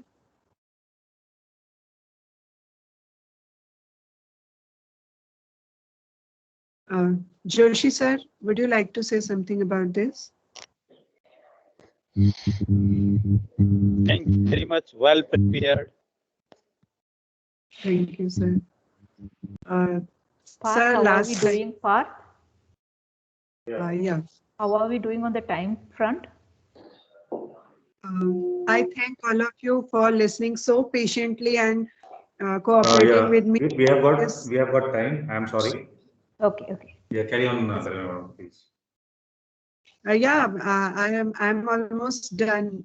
Thank you very much, all of you, for expressing your views and motivating me and being patient listeners, and also for cooperating me during the presentation. Thank you so much. Very nice job, ma'am. Thank you from my side also. So I must say that apart from being confident, you are very clear on the thought process. It was a very good flow of the PPT, and 100% involvement was there. That's being great. Yeah. Credit goes to Bindu ma'am for clearing everything so nicely. I'm just sharing what I know. That's it. Okay. So I'll request Amit sir to go next. But since we have got very tight deadline or time constant, it has to be within 20 minutes now. Who else is there? After this, Amit, Mukesh sir. after Amit sir, Mukesh sir is there, and Pankaj Mishra sir is also. Okay, just give me a minute or two, then I'm to start, and I will just try to be stuck on time actually. आप share नहीं कर पाएंगे आप मुझे तो I'm not sharing. Thank you very much. And actually, first of all, thank you, Rajshri ma'am and Garma ma'am, for doing it before me, because it has given me a lot of confidence that okay, I also can do that. Okay, from my part. So I would request Parth sir to share the PPT. So what we are going to discuss about the Bloom's taxonomy, and I think everybody is acquainted with the topic. So as a for the last 1 year, we have been doing or learning that term particularly. So I'm not going to ask that how many of you have known the term previously, because now we know that. Previously we do not know that. और I think जब हम school में जाएंगे, but जब हम field में training देंगे, तो we have to ask that question to our teachers whether they are acquainted with the term or not. But I have another question to ask. Now, can any one of you, actually I would tag Rajshri ma'am, if she could elaborate what is actually Bloom's taxonomy.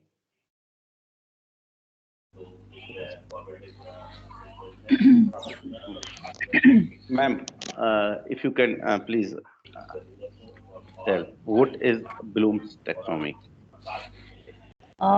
Bloom's taxonomy is for object. It is based on objective cognitive skills. Actually, there are 3 domains in this taxonomy. It's a classification. Okay. But for teachers, cognitive domain is important, and it's important for teachers to understand Bloom's taxonomy to make their learners to understand the cognitive skills of their learners. It's very important. Okay, thank you very much. You have now nicely defined it. I would just yes, I would request Mukesh sir that if he has something to add in that. What is it actually? What's Bloom's taxonomy? It's me, Pankaj. Okay, sir. Yes, please. I was Yes. keenly waiting for you. You forgot my voice. No, I did not do it intentionally. Actually, I was surprised to listen your voice. I was not expecting your voice. I was waiting for your voice, but not listening. Actually, thinking that you would respond. Yes, sir. Please. For our trainees, we can say, let Bindu madam intervene if I am wrong. Bloom's taxonomy is a yardstick of parameter to design our assessment tools, specifically questions to test students' understanding and knowledge. That's all. Okay, thank you very much. So for telling us such a wonderful definition, or to making such a precise. Sorry to interrupt. I want some feedback on my this statement from Bindu ma'am. Okay. We just come. If I would just request Bindu ma'am to just hold for a minute. Before. Yes, we will wait for Amit sir to finish. No, before Bindu ma'am respond that question, I would just request Mukesh sir and Joshi sir to respond that what they understand by Bloom's taxonomy. Joshi sir and Mukesh sir, one by one, please.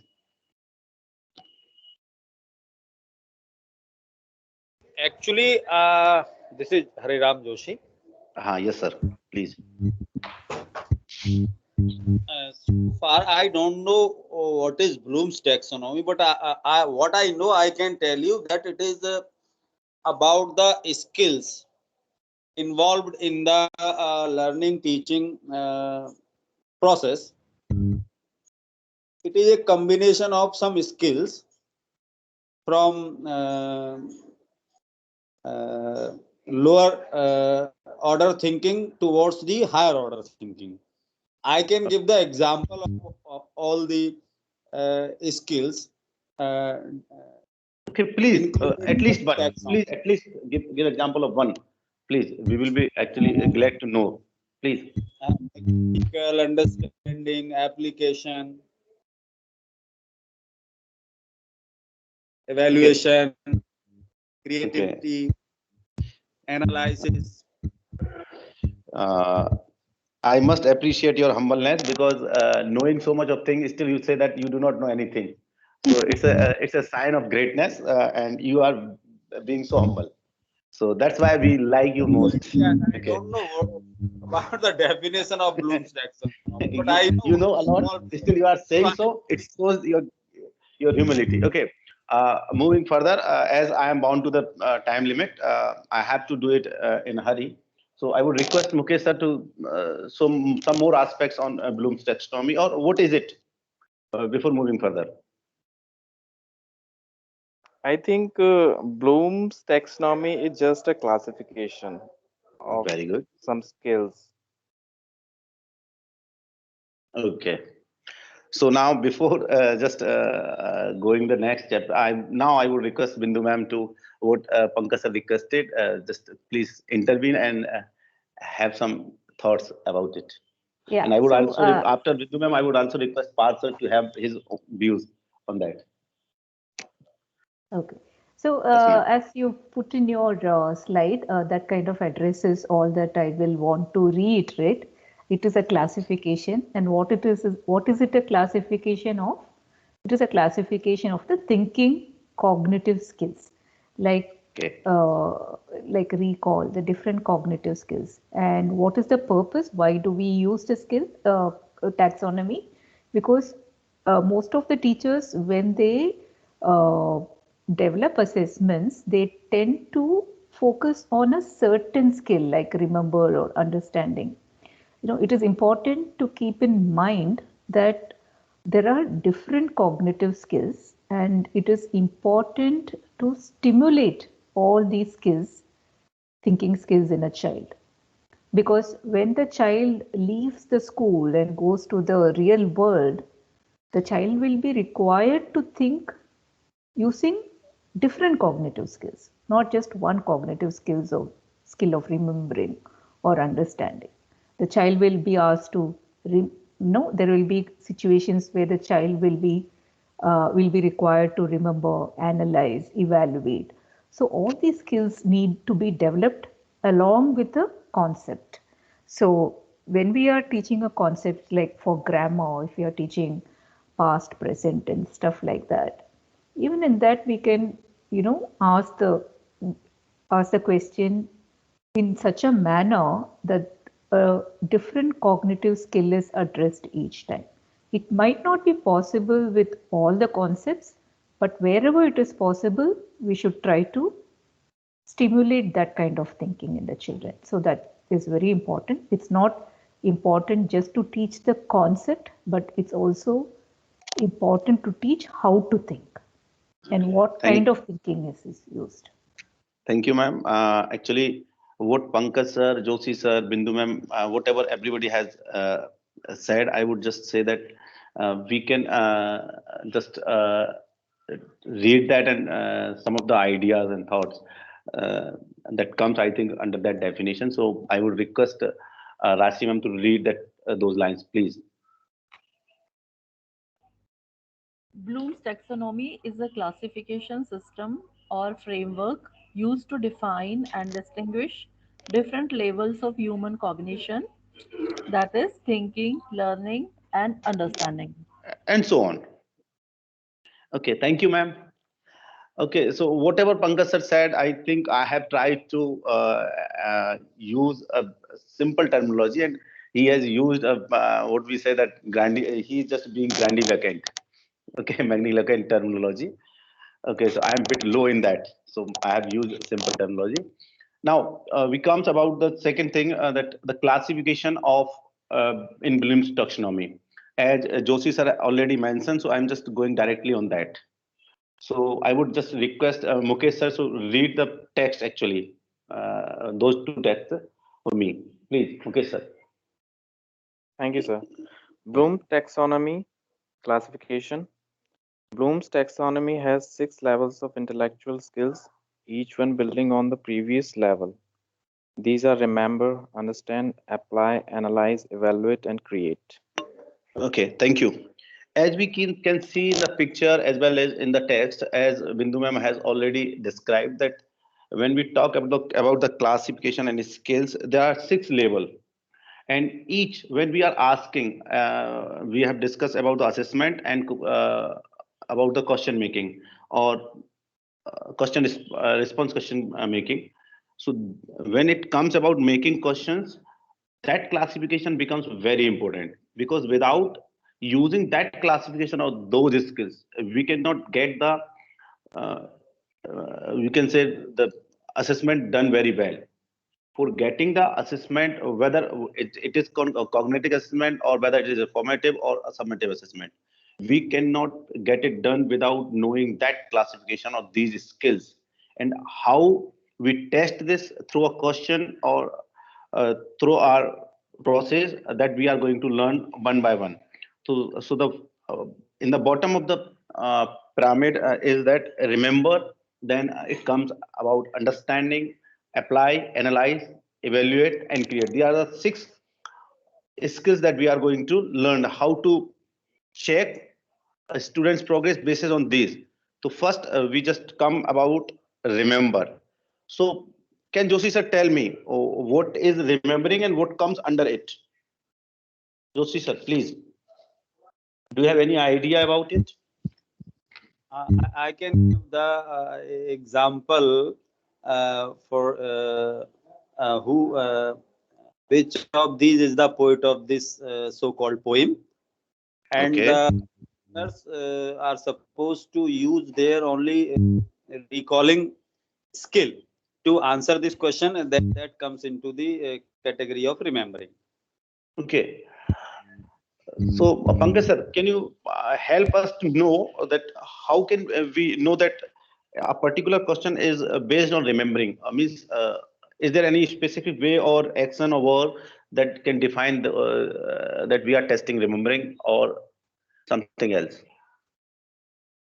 There are many verbs which can be used, but particular thing is that we just ask facts and information using mechanical type of questions. For example, when was the French Revolution? What was the year of French Revolution? So there are 4 options. So this is a mechanical type of question based on recalling the facts, or Okay. who was the founder of the Mughal Empire in India. So that is also a mechanical type of questions requiring facts Okay. by learners. So, what you are trying to say that when it comes about the remembering, it's about recalling facts and basic concept. Is it so, sir? Yeah, definitely. Okay, so remembering is just directly related to the recalling facts and basic concept. So we can say at this level, this children memorize and recall facts and basic concepts. This is the foundation of all other cognitive skills. जितनी भी skills हम पढ़ने वाले हैं, whatever skills that we have in Bloom's taxonomy, we have 6 skills. This is the basic and the fundamental skills, and all other skills are based on it. So although it is called mechanical or a big skill, some people say that okay, it's a big skill, we should avoid that, but all other skills cannot be done without having that skill.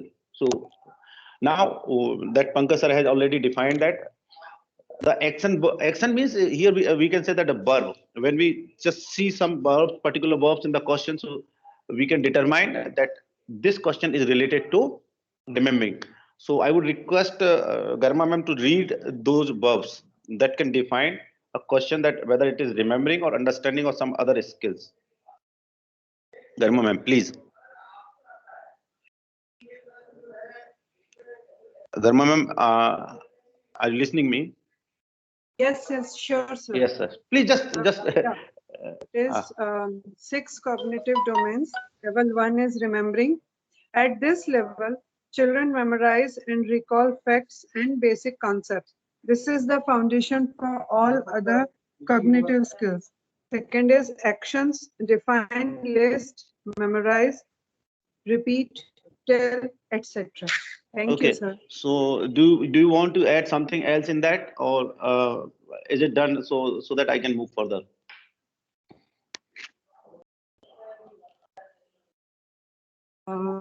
Yes, sir. Yes, please go ahead.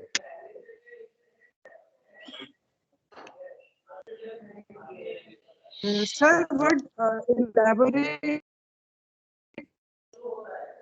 and explanation comes under Breaking. categorization. Ma'am, your voice is breaking. Am I audible now, sir? Yes, now you are fluent. Yes, please.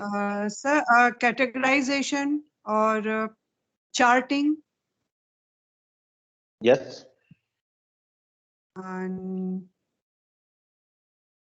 like making charts, Mhm. categorization. Okay.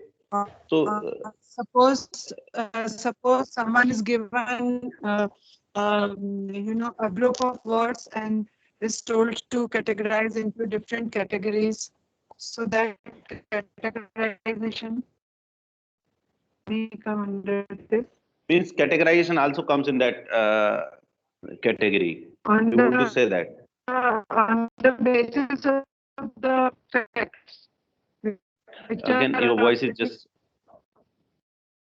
Maybe we can move to somebody else till her. Yes, I just think. Okay. So I would just move further. I would request Rajsi ma'am, so please let us know about the second level of skill, cognitive skill in Bloom's taxonomy. Yeah, second level skill is understanding. Okay. So what comes under it, and how would you identify in a particular question that limits understanding? Yeah, it goes beyond simply identifying the facts and remembering skill. It needs interpretation, explaining, under it comes under understanding. If the student can understand the purpose for writing a story, then we will say, yeah, it comes under understanding. Okay, I would just want to know that as Garma ma'am said that categorize can be come or under remembering. Is it so, or can be counted in understanding, categorizing or classifying? Classifying will definitely come under understanding. Okay, and what about the categorizing? It depends on what what things you are going to categorize. Okay, Pankaj sir will help us Needs to deeper know, thinking or not. Pankaj sir will help us know when the categorized verb has been used in a sentence, or we have asked the student to categorize the things. So, what cognitive skill does it cover? These are few words. Classify, No, categorize. the categorized word. As What Garma ma'am said that, categorize? yes, categorize. I think No, categorize should also come under understanding. Okay, definitely, I agree. okay. I agree. Let's vote for that. Let's just how many comes for understanding, how many comes for remembering, and how many. Okay, so Rasi ma'am is for I think understanding. Pankaj sir, So categorize, what it depends on the question. Sorry, sir. now? That Categorize was is a I was verb, and it depends on the question. yes. So sir, would you The cite question an may be example? of mechanical type and of understanding type also. Okay, so would you cite some example, please? Me? Yes. For example, I have known about some facts or some topic or content, and I'm asked about to categorize. For example, the types of sentences. I have to categorize some sentences, and I've read that earlier. Then it's a mechanical type of question for me. And if I have to Okay. categorize some facts based on my previous knowledge and existing different situations, then it's a understanding type of question. Okay, as we have not reached I have that to think. skill. Definitely. Yes, yes. Just continue, please. So it's all about the question. which decides which skill it's asking for. Okay. Definitely some Okay, words sir. or some. Yes, yes. Okay, sir. Where would you go actually? Remembering or I think understanding or somewhere else? I'm just giving you the liberty to go somewhere else also. Yes. Okay, sir, please. I first I think first thing is that I don't see much difference in classify and categorizing. And Okay. there's when suppose what is classifying? I mean dividing into classes. Okay, and what is categorizing? Dividing into categories. Are these not a little bit synonymous like class or categories? Like synonym is a different thing, or being synonym is a different thing. Hey, these are synonymous to me. These are synonymous, but still there is some difference. I think we will later, to conclude, we will just seek help from Bindu ma'am. But before we just move to her, we just ourselves do that, try to do that. Joshi sir, where would you go for categorizing? Actually, I'm going with Mukesh sir. I'm also thinking about the word list. So these three words, list, classify, and categorize. Okay. Okay, we have not released that skill, but later we will discuss that categorized term bit later also, because I have something, some other information about that word. So just hold that word for two more skills, then we will move further. So apart from categorize or classify, is everything clear here? So should I move further? Amit sir, I would Yes. like to add something to Joshi sir's statement. Please, ma'am. Yeah, sir, I don't think listing and classifying they would fall under same category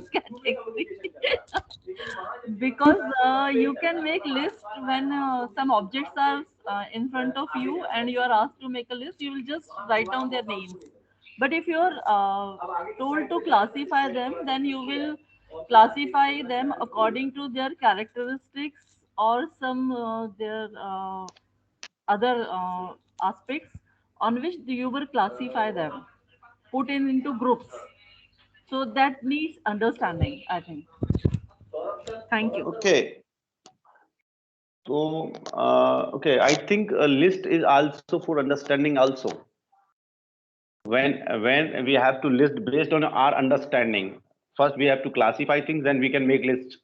So No, I so lift can be of different types. No, suppose I yes, say yes. a That list, that is what I am saying, make a ma'am. list of these names in a alphabetical order, or So make that a becomes list of mechanical. things you have to buy, then it becomes just a list. Mechanical. There's no classifying going on, right? Yes, but when we are making a classification and asking some student learners that make a list based on that particular, or what do you think that belongs that category? So that becomes understanding. You are asking for the characteristics here, no? That's why then Yes. you will classify them. Okay. Yes, ma'am. Thank you. Now move further. Applying. The third skill or third cognitive skill is applying. Now I would request Joshi sir to please read that paragraph or essence to me, please. Joshi sir. So thank you, sir. This level asks. There is a mistake. There is a mistake. Sorry, grammatical mistake. Pardon me. Just a slip of finger. So this level asks the students to apply their knowledge and understanding in different or new situations or scenarios. Actions involved in this skill are execute, implement, solve, use, interpret, operate, and complete. Okay, thank you, sir. I think it is clear to everyone. If any one of you want to add something in it, just please add from your side, and also we have something to discuss. So please share your thoughts also. If anyone, I would just request someone who is very much acquainted with the topic, Pankaj sir, please, if you have something to add in it, please do it for us. No, Mr. You have added everything in a nutshell. It's a very good Thank you presentation. for thank you for being so humble. But if you okay, so for just making it sum up, I can say that I want to congratulate you that the word operate is very much reliable for or relevant for the applying, because a doctor okay, has to operate every time on a new patient. So he applied yes. his own knowledge in such a fashion that it's purely applying skill. Okay, thank you, sir. That is what I was seeking from your side, the expert comment, because you are one who No, is well acquainted with the topic among us. we are all experts. We are all experts. No, no, no, no, no, no, no, no, Expert is no, no, Bindu no, ma'am. Expert is Bindu no, ma'am. no, no, just we do not We are just count. learners. Actually, we are learners. No, no. Now you Okay, can't say. Now you already transitioned to I have facilitators. remembered your statement that you have 10 out of 10 points. So Definitely, ma'am. But that in under that your manner. humble guidance. Okay, so we can say when we talk about the apply, so we can say use information in new and different scenarios. Okay, and to know that whether our question or our query is just covering that, so we can identify by using these verbs: execute, implement, solve, use, interpret, operate, complete. When we are using these verbs or actions, we can make sure that okay, that we are testing the application level. Okay, now move further, the analyzing. Okay, this requires actually, now we come to the higher level skills. We can categorize in two levels: the lower level and the higher level. So from here onwards, we come to the higher level that asks student a higher level of skill or cognitive skills. So I would just request Garma ma'am to read first 2 points. Garma ma'am, please. Sure, sir. Sure, sir. So, fourth level is analyzing. First point, this level allows students to use their critical thinking skills to understand how or why different concepts work together. Second, here students can draw connections between ideas, utilize critical thinking, and break down knowledge into the sum of its parts. Okay, thank you. Rasi ma'am, please, can you read, if you read last 2 points, please. Yes, sir. Thank you. Students can demonstrate that they fully understand the material on the whole and its component parts. Actions: analyze, break down, compare, contrast, differentiate, reconstruct, infer, distinguish, examine, etc. Okay. Thank you, both of you. Now, I would like to discuss on that point actually.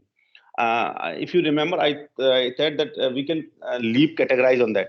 So I have an opinion and I would just seek guidance from Abindu ma'am.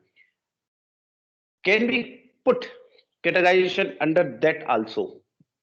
For me, it is here for here also. So what do you think, Mukesh sir? Can we put categorization here also? Okay, it can be there also, but for me, it can be here also. What do you think, Mukesh sir? The word categorize. Excuse me, Amit sir. Yes, yes, ma'am. Actually, Please, at that welcome. time, when you asked me to list some more things in that category, at that time, I just went to my class to see what's going on there.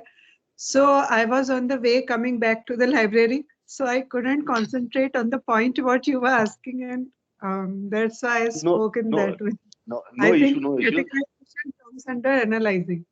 And Yes. as Pankaj has said, that if we are taught in a way, for example, our teacher has told that okay, noun has 5 types: common noun, personal noun, and if there is any name that is, for example, she says that Ganga comes under proper noun. And at the time, if I am asked what is Ganga, So I can categorize that it is proper noun. So in that way, categorization can come under that first one. Otherwise, categorization comes under analyzing. If a new word is given and a student is given chance to analyze, that in which category would you like to put Ganga word under that all the categories of noun. So at that time, we can say that, okay, Ganga is, we can analyze. So in that way, categorization comes under analyzing. Okay, thank you. Rajsi ma'am, your expert comment, please. Yeah, I agree with Garima that categorization comes under analyzing because as your second point mentions, for categorizing things, you have to break down into some of its parts. Yes. So I think that's for me. Pankaj sir, do you have something to say, please? As I said earlier, the word categorize, particularly the word categorize, comes in both the categories, in understanding Yes. and in analyzing also. It depends on the type of question. For example, as I gave two examples earlier, and as Garma ma'am said here, that if a student is asked to categorize some noun words into different noun categories, then it's purely a mechanical type of question. But for ourselves, uh, for example, some MCQs are given to us to categorize which type of skill is it belongs to. Then it's analyzing skill for us because from now on here from level 4 the questions are changed, here the gear is changed and they move on to the higher order thinking skills. So analyzing the categories based on our previous knowledge and existing situation or event, that's analyzing part, and here we use categorize as analyzing part also. So it depends on, purely depends on the question. Very nice. My Very view is nice. there. Yeah, Thank very you, nice. thank you. That is Very very nicely nicely done. summed up. Very nicely explained, actually. Yeah. So the key Yes, ma'am. difference. Please. Yes, ma'am. The key difference, between when you're doing a classification under comprehension, you're doing at an individual, granular level. But when you're doing a classification at a broader level, like what Pankaj sir is saying, using the smaller categories where you're classifying categories itself, then where you're doing it on an overall level, then it becomes an analyzing. So analyzing is always on an overall broader framework. Whereas when you classify at a very granular level, it becomes understanding and comprehension. Thank you, ma'am. Thanks, Pankaj sir. It was a very nicely explained concept. Okay, now we move to the next level, level 5, that is evaluating. So I would request Mukesh sir to please read the first 2 points. Mukesh sir, please. Thank you, sir. Level 5, evaluating. This level asks students to make value judgments about the material they have learned. That could include finding an effective solution to a problem or justifying a specific decision and being able to back up that justification with knowledge. Okay, thank you, sir. Now, I would just request Garma ma'am to please read all the action verbs that can limit or the skill evaluating. Sure, sir. So the actions are appraise, conclude, argue, defend, judge, weigh, evaluate, and thank you, sir. Okay, put some of your thoughts also that how do you take it? Do you have something to add in it or you are okay with it? Just put your thoughts also, please. Garma ma'am. Yes, sure, sir. Yes, sir, it actually covers everything, all the examples, the actions which are given here in this category. And what I think is that a student can comes to evaluating level when he has mastered all the 4 levels of Bloom's tech. So a student can make judgments only after learning everything and after knowing everything perfectly. Then only he gets the ability or the skill to evaluate something. So then a student can argue about that, or a student can, give his own judgments about that. Okay, That's all. Thank okay, you. thank you. Thank you very much. Rajshri ma'am, do you want to add anything in it? Please. I agree with Garima madam. We can reach to this level only after mastering the earlier 4 levels, because we have to value judgment here, and we have to support or reject the ideas here, or whatever uh, decisions we have to take here. So I think I completely agree with Garima ma'am. Okay, thank you very much. Anyone who wants to add anything in that, or shall we move further if everything is clear? So I think we can move further. So we are going to just discuss on the last level, then that is creating. And sorry that I am going to read it because when somebody asked me to read a passage, I was not okay with the internet. In the final level of Bloom's taxonomy, the students demonstrate full knowledge by applying what they have learned, analyzed, and evaluated, and building something either tangible or conceptual. That could include writing a manual or report on a particular topic, designing a piece of machinery, or revising a process to improve the results. और जो verbs है जो इस पूरे skills के साथ connect होती है वो है construct, combine, compile, design, generate, modified, write, formulate, etc. So that skills actually at the top level of in the Bloom's taxonomy. When we see the pyramid, there is one more important. Most of the time, suppose that we are just learning the third skills, so all the 2 below skills are already covered. So when we are talking about the creating something, it means all 5 other skills are already covered under it. So that's why for me that's why those skills are defined in a pyramid. Once you have done a particular skill, means level 1 or level 2 skills, the third skill automatically cover those 2 skills. Okay, before just closing or concluding that session, I would just request to put some comments on that particular level. First I would just request Joshi sir to have some word about that, or do you want to add something, sir? Joshi sir.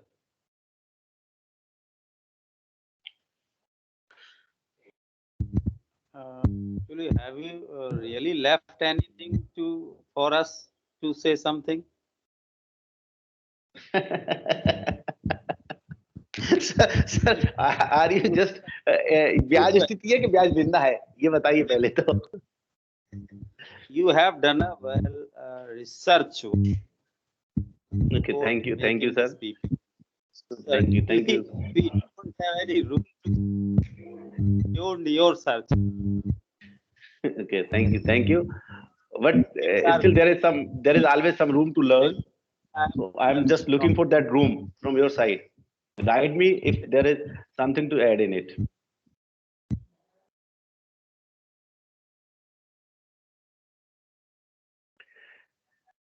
Okay, Rasi ma'am, do you want to add anything in it?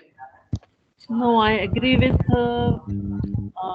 Joshi sir, and I congratulate you on presenting such a fruitful session and giving us clarity whatever we were lacking on Bloom's taxonomy. Thank you, Amit. Okay, thank you.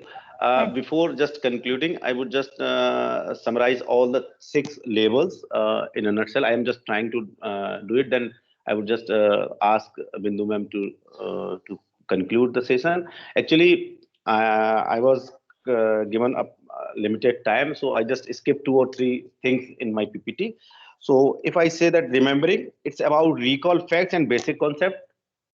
The second thing, when we talk about the understanding, it's about explaining concept or ideas in own ways.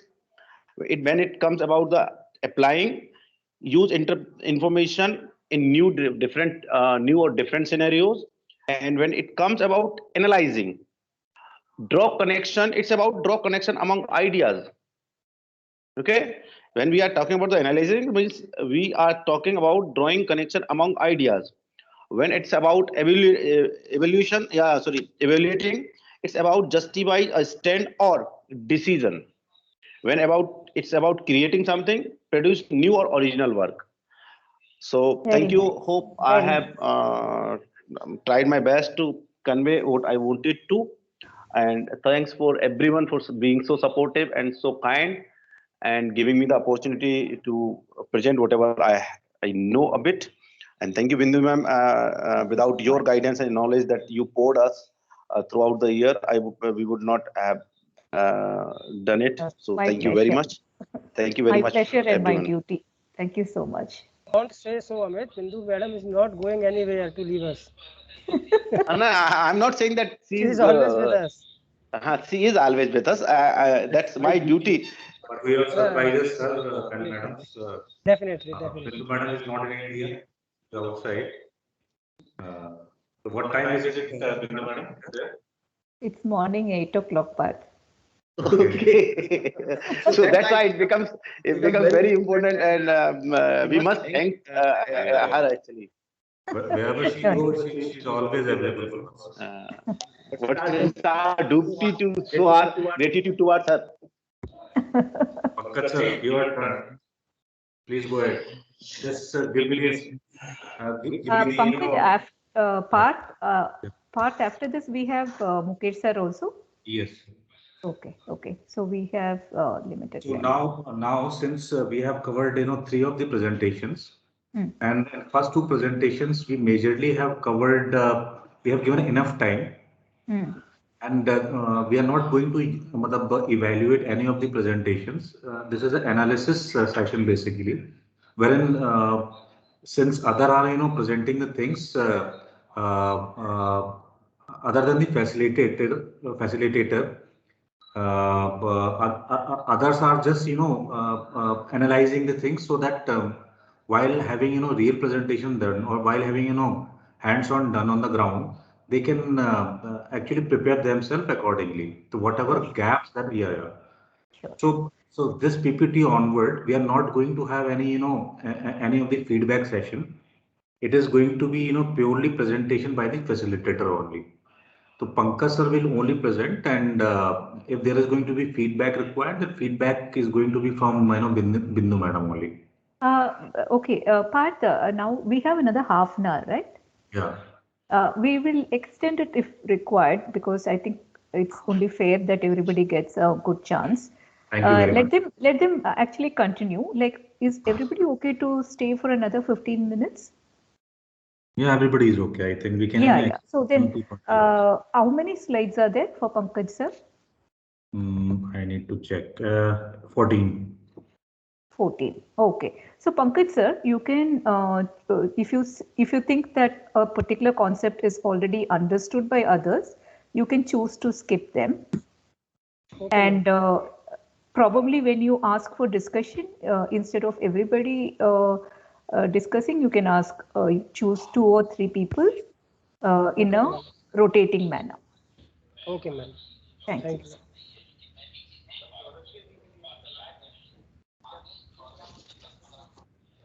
Shall I start? Yes, sir. Yeah, please go ahead. So this is the first slide, demonstration slide. Please move to the next slide. Now, I think one more. Okay. So my topic is how to make good questions. So first thing, am I audible? Yes, sir. Okay. Yes, sir. So first thing comes into my mind, what is a question all about? So these are Webster dictionaries definitions of question. So I just want to read it out only by Amit Gupta sir. Okay, Amit sir, thank you, please sir. just Yes, read yes, it yes. out for others. Okay. Essential meaning of question. 1. A sentence, phrase, or word that asks for information or is used to test someone's knowledge. 2. A matter or problem that is being discussed, a subject or topic. Third one, an interrogative expression often used to test knowledge. Thank you. Thank you, Amit sir.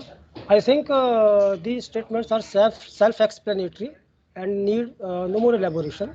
So we should move on to the next slide. Why to question? Here comes the integral part of our presentation or topic. Why to question?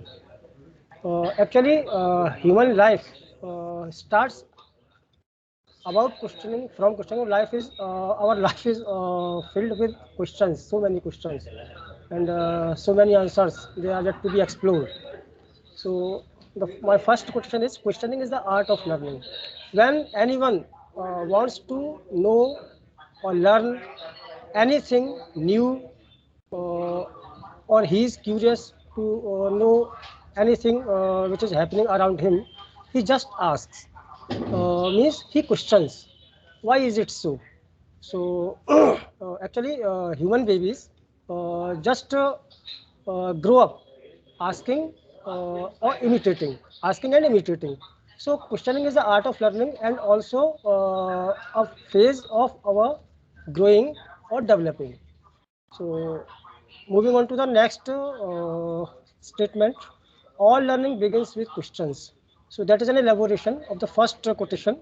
All learning begins with questions. Definitely, we can learn nothing if we have no question in our mind, whether we ask it or not.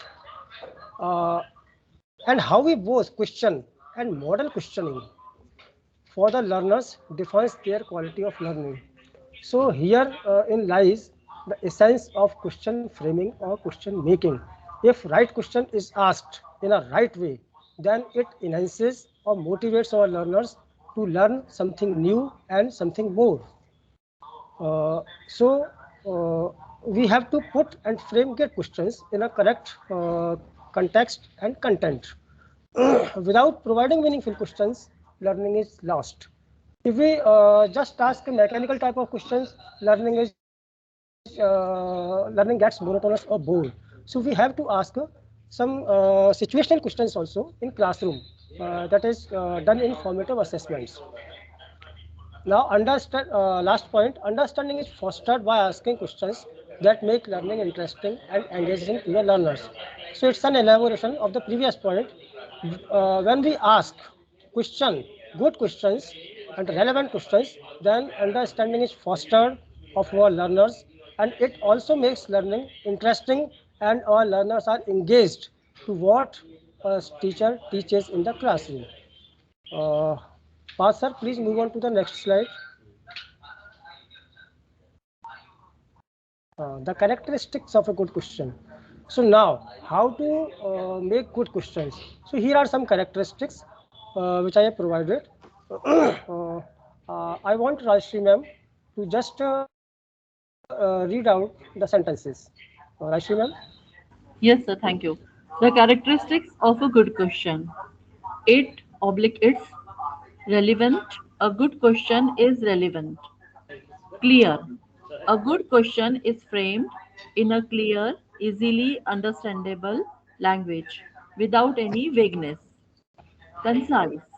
A good question is usually crisp and concise.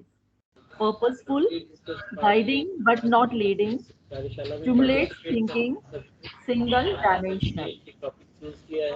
So these are the core characteristics of good question. I want to explain some points from this list.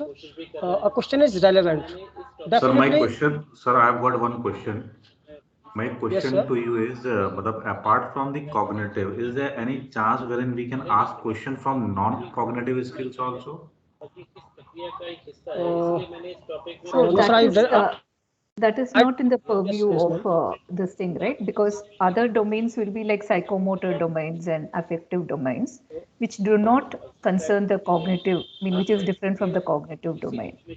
So when we are talking about question making and assessments, in educational, like subject wise, it always is cognitive domain. But in NAS, we have taken up this questionnaires also.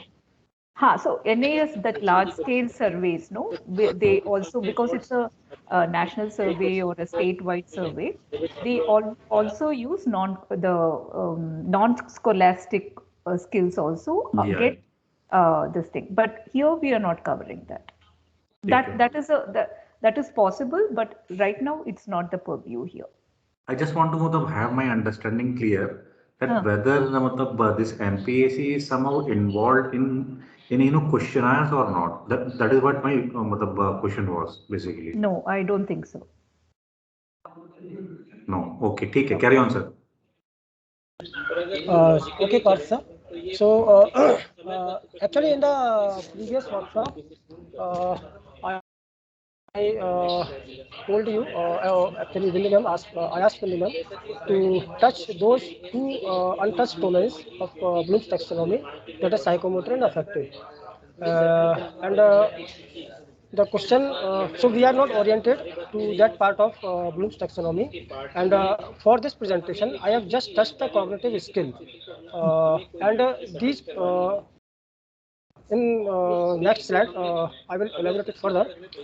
Questions are for different purposes and different contexts. So when context and purpose is changed, the whole scenario gets changed.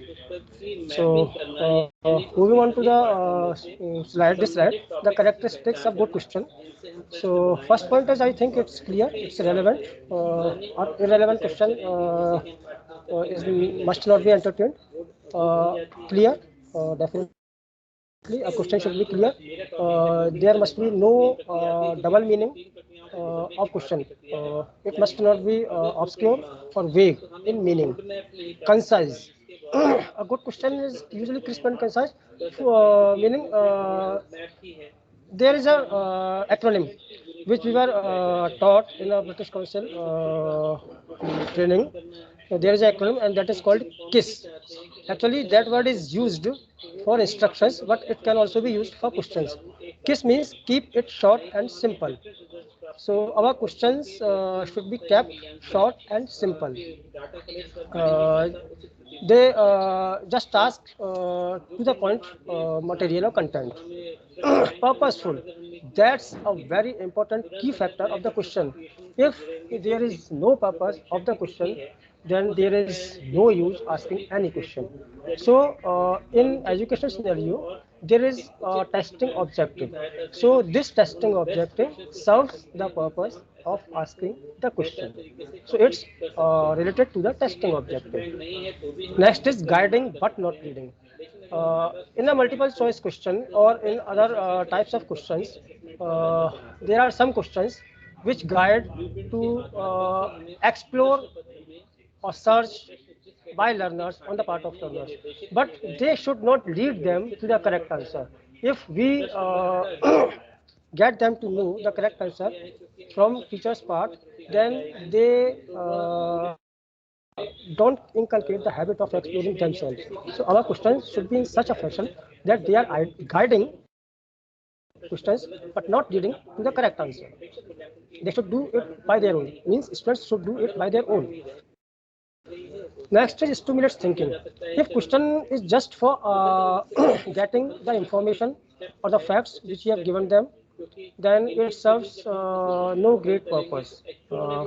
It should stimulate thinking. Here comes the Bloom's taxonomy, application plus part, analyzing, evaluating, and creating. So in cognitive skill, upper part of the hierarchy of the Bloom's taxonomy, the questions that stimulate thinking of the learners, they are called great questions, not only good questions. Last point, key point is single dimensional. A question should ask only one fact or one thing at one time. No two things should be asked, but it depends on the grade level, age level, and the classroom situation. For example, in research type of questions, the questions can also be multidimensional. Partha, please move on to the next slide.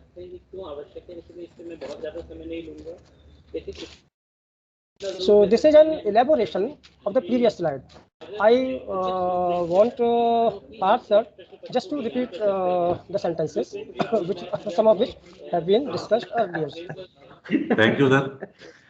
So, what is a good question? Good question should be stated clearly, be as short as possible, have the interrogative pronoun located at the beginning, require students to examine one idea or concept at a time, be arranged in a logical order, build from the simple to the complex, develop and examine concepts, require students to consider facts, concepts, values and opinions, require students to examine a variety of perspectives, incorporate and utilize a broad range of thinking skills.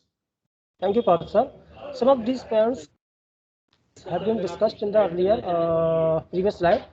If anyone wants any elaboration or discussion on any point, please ask. I think one or two points has been discussed in the previous slide. Have the interrogative pronoun.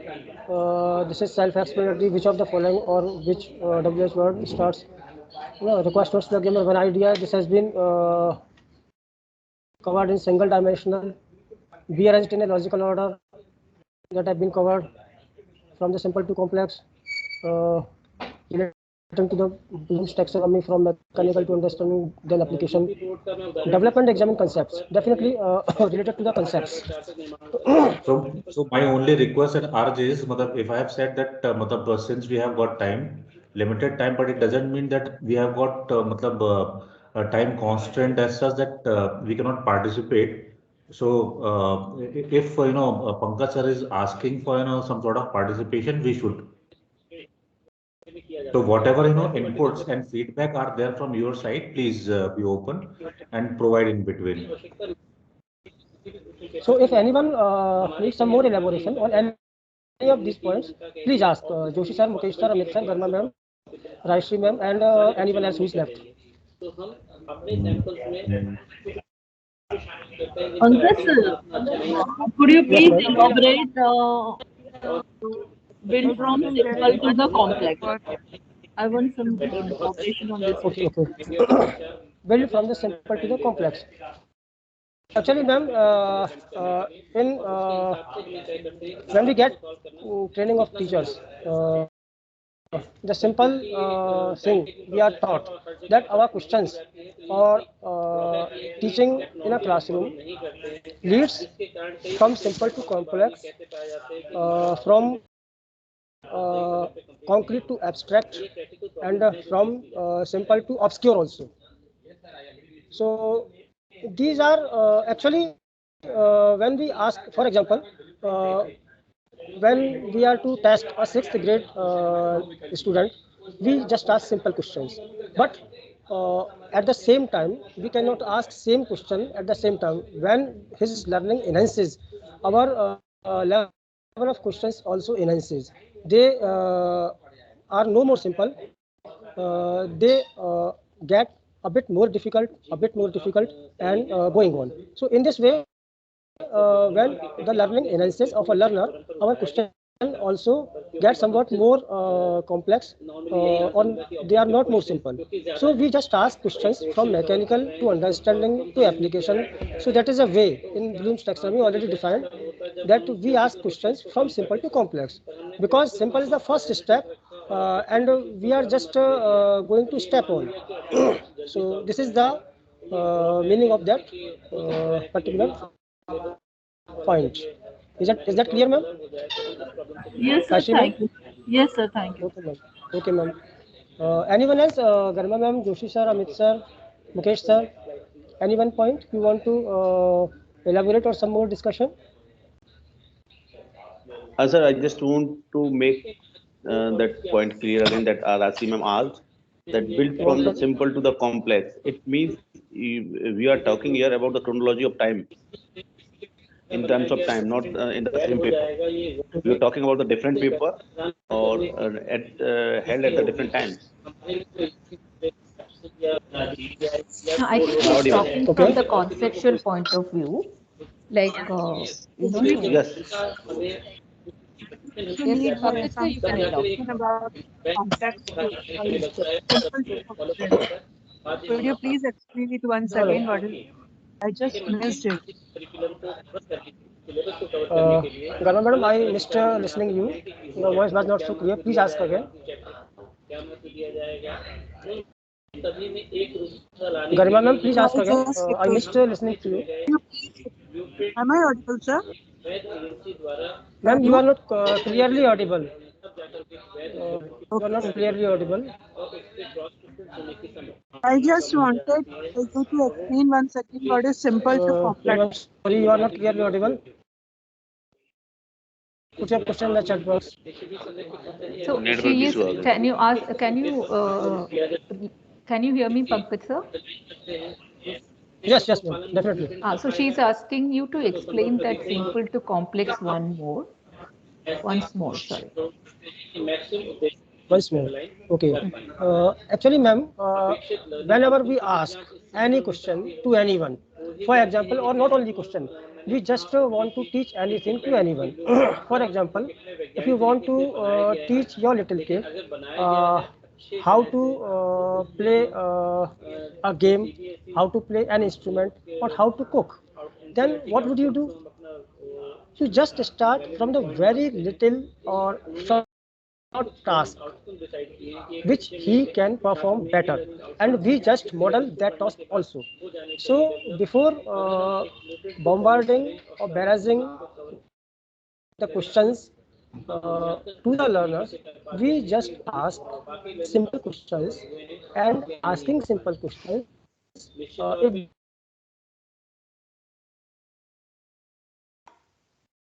and if they give the correct answer, then they get motivated, and their motivation is the key to their learning more and more. If we initially ask complex questions which they are not going to give correct answer, then they would humiliate, they would shrink, they would go into the shell, and they will not ask again. That is what I asked. Again. They will get frightened. So that's why we just start from simple. Yeah. Yes, Amit sir.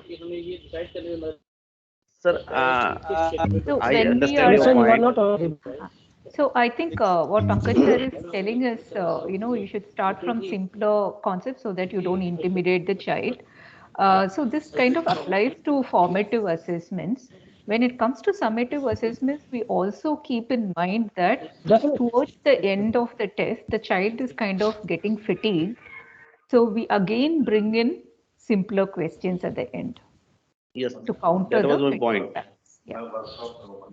So it should be mixed, nah? It should be mixed. So what actually Yes. we do is, even in a reading comprehension question, we start with the simpler questions like a recall question, then go into an understanding question. So we slowly increase the complexity of the question. But if you take the paper as a whole, what we do is we start with the simpler questions, then introduce medium questions, then difficulty level questions, then again, because of the fatigue from the difficulty level questions, we again moderate it to a low or medium. So we have a mixed, this thing, so that it doesn't become tedious towards the end too much. Okay, can we move on to the next, if this is clear? Yes, ma'am. Thank you, ma'am. I think that point is. So you need more explanation for that point from simple to complex, or is it clear? Okay. Sir, it's clear. Now, Thank you, sir. Thank you. So any more point? Okay. Moving on to the next question. So types of questions. These are very important. as I said earlier, life is all about questions. We have questions in every field, in every scenario. So, what types of questions we are talking about? So, actually based on the question format. There are some different types of questions which are not covered here. So based on the question format, प्रश्न प्रारूप क्या है, कैसा प्रश्न है, किस ढंग से पूछा गया है,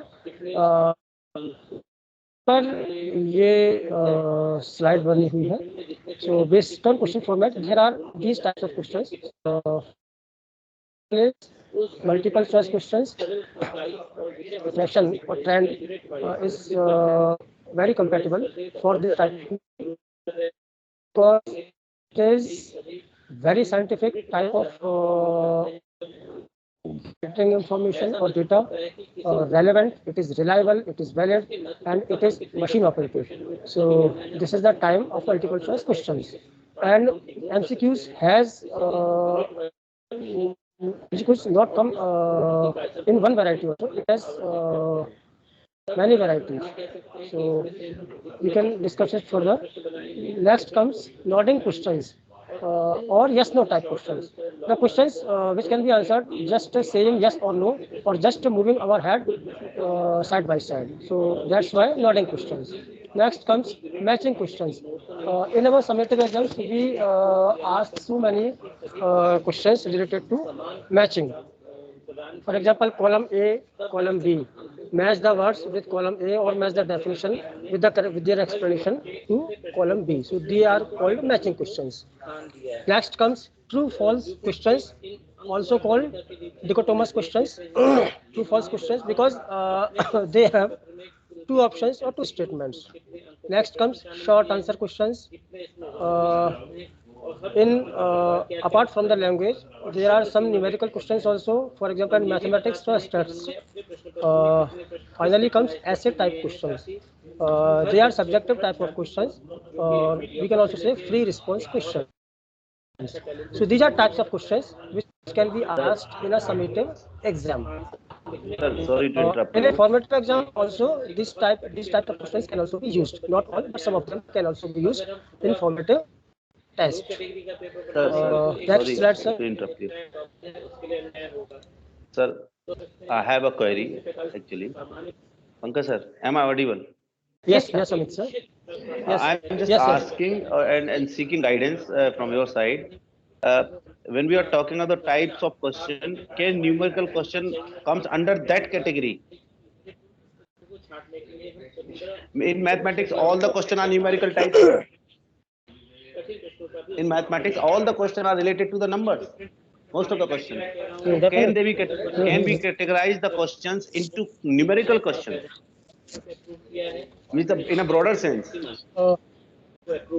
No, I am not entitled and not knowledgeable to give answer to that question because I fear from mathematics from my childhood. I'm not saying that we are here to explain mathematics. My point is that. But I know that numerical questions are asked in physics, stats, and mathematics. So that comes that okay. One is theoretical question, one is numerical question. But numerical question can be multiple choice. The numerical question can be noting question. Numerical question can be matching question. Numerical question can be true/false question. Short answer can be short answer. So numerical question. What I am trying to say that numerical question does not come in that category. Yeah, numerical question is not a type of question. It's a type of response that is expected. Yes, yes. That is what I am trying to say. The response can be in text format or in number format. It can be asked in any other type of question. So it's not a type of question. It's a responsive question. Yeah, it's more like a what kind of response. So even the same mathematical question, the final answer need not be a number. It can also be a formula or an expression. Right? So. Yes. Yeah, so it's more about the type of answer that is given. Yes. So let's remove it from the type of question itself. Okay. Thank you, ma'am. Thank you. Anything more? Leave this point. Leave this type of question. Sure. This is not a pure type of question format. Yeah. And all other types of questions, I think they come in the category of true question format. If anyone has any query or doubt, please ask. Except this one, numerical questions. Sure. So I think there is no doubt or no query. All are Yeah, agree? you can go ahead. This type of question. Okay. So now comes to the first category, MCQs. So, Pankaj sir, yes, Pankaj sir, will you be explaining each and every type of question? no, I have taken 2 or 3. For example, MCQ, short answer, and true or false. Oh, okay, fine. Yeah, because yeah, okay. I have. What time do I have, ma'am?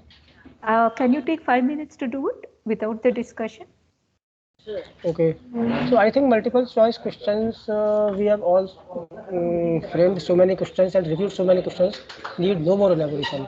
So move on to the next slide, sir. Tips for writing good multiple choice items. These are also done or covered by Bindu ma'am also. So they are just a reminder. So we can skip that also. These are general the guidelines for Definitely. creating There are the tips for writing good STEM multiple. and the choices. Yeah, you kind of summarized kind of the key points, I think. Yes, ma'am. Yeah, yeah. So skip that one also, Partha. Matching. So matching type of questions have not been covered by AI officials. So I want some more explanation, if I am permitted. Yes, please go ahead. So Garma ma'am, if you are audible, would you like to read out the slide? Garma Patra madam, are you there? Okay. Mukesh sir, Mukesh Singh Ji Sagarwal sir. sir. Yes, please. Ji sir. Would you like to read the what is written there? Sure. Thank you, sir. Matching type of question.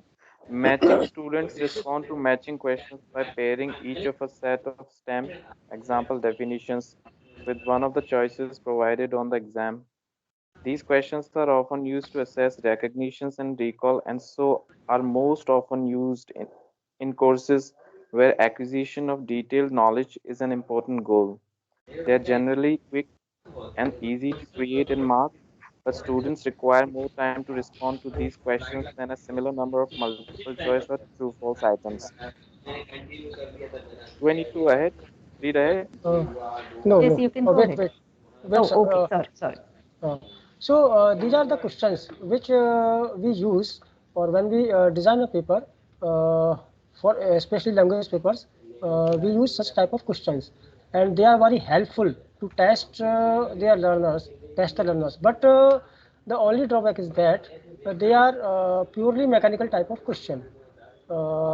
They don't go beyond that level of Bloom's taxonomy. Yes, sir, Mukesh sir, please go ahead. Suggestion. You can Yes. you can use some choices more than once in the same matching exercise. It reduces the effect of guessing. That is a good way to design such type of questions. We should add some more choices. For example, if there are 5 items in column A, then we can put 7 to 8 items in column B to match with, and some are not relevant to the column A. So these are the hints, avoid and what should be used. So that may be skipped. Now, please move on to the next slide, Parth sir. Parth sir, yes. Writing good, true, false items. So in the types of questions, there were dichotomous questions, true, false items. So these are all tips or how to make good true false questions. So they are self-explanatory. No more discussion or elaboration needed. If anyone wants any discussion on any point, please ask. Otherwise, we should skip this slide. If anyone has any query, Joshi sir, are you there? Garma ma'am, Amit ji. No, I am with you, sir. No No, you query, are sir. always You have friendly, but covered all the topics. do you have any query? Do you have any query? Question is that. No, I have not. No. You said, are you there? I said, I am here. Not there. I I am don't have here. any query. Okay. Garma ma'am, Joshi sir, are you there, Joshi sir? Yes, yes. I'm Joshi listening. sir, you are most welcome. Just having one question for Amit sir. What did he have for breakfast today? Later on. Why are you asking so?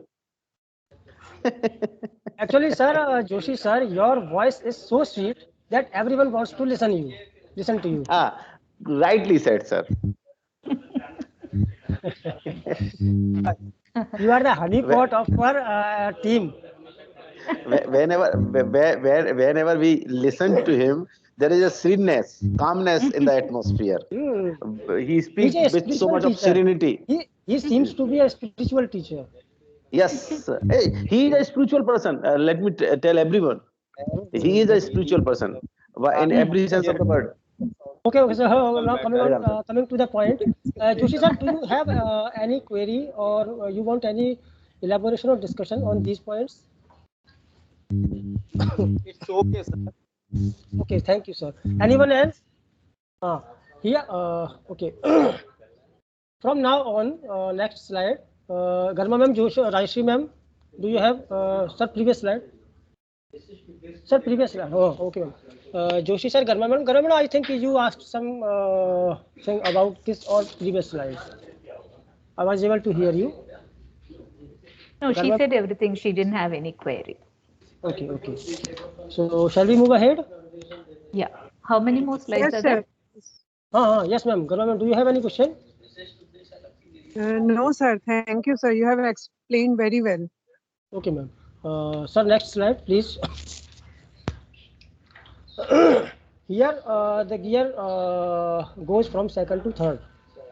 Open-ended questions. These were the questions which were asked in the previous slides were a definite response. So they were close-ended questions. Now here on short answer question, where we give no responses or no choices, then they come in the category of open-ended questions. So in open-ended questions, there are two types of broad questions: short questions or long questions, also called essay type of questions. So short answer type of questions I have covered. Garma ma'am, would you like to read what is there on the slide? Yes, sir. Sure, sir. Yes, ma'am. Please. Open-ended questions. Short answer. Am I supposed to read this, Pankaj sir? Definitely. The whole slide you have to read. I want one voice for one slide. Short answer questions.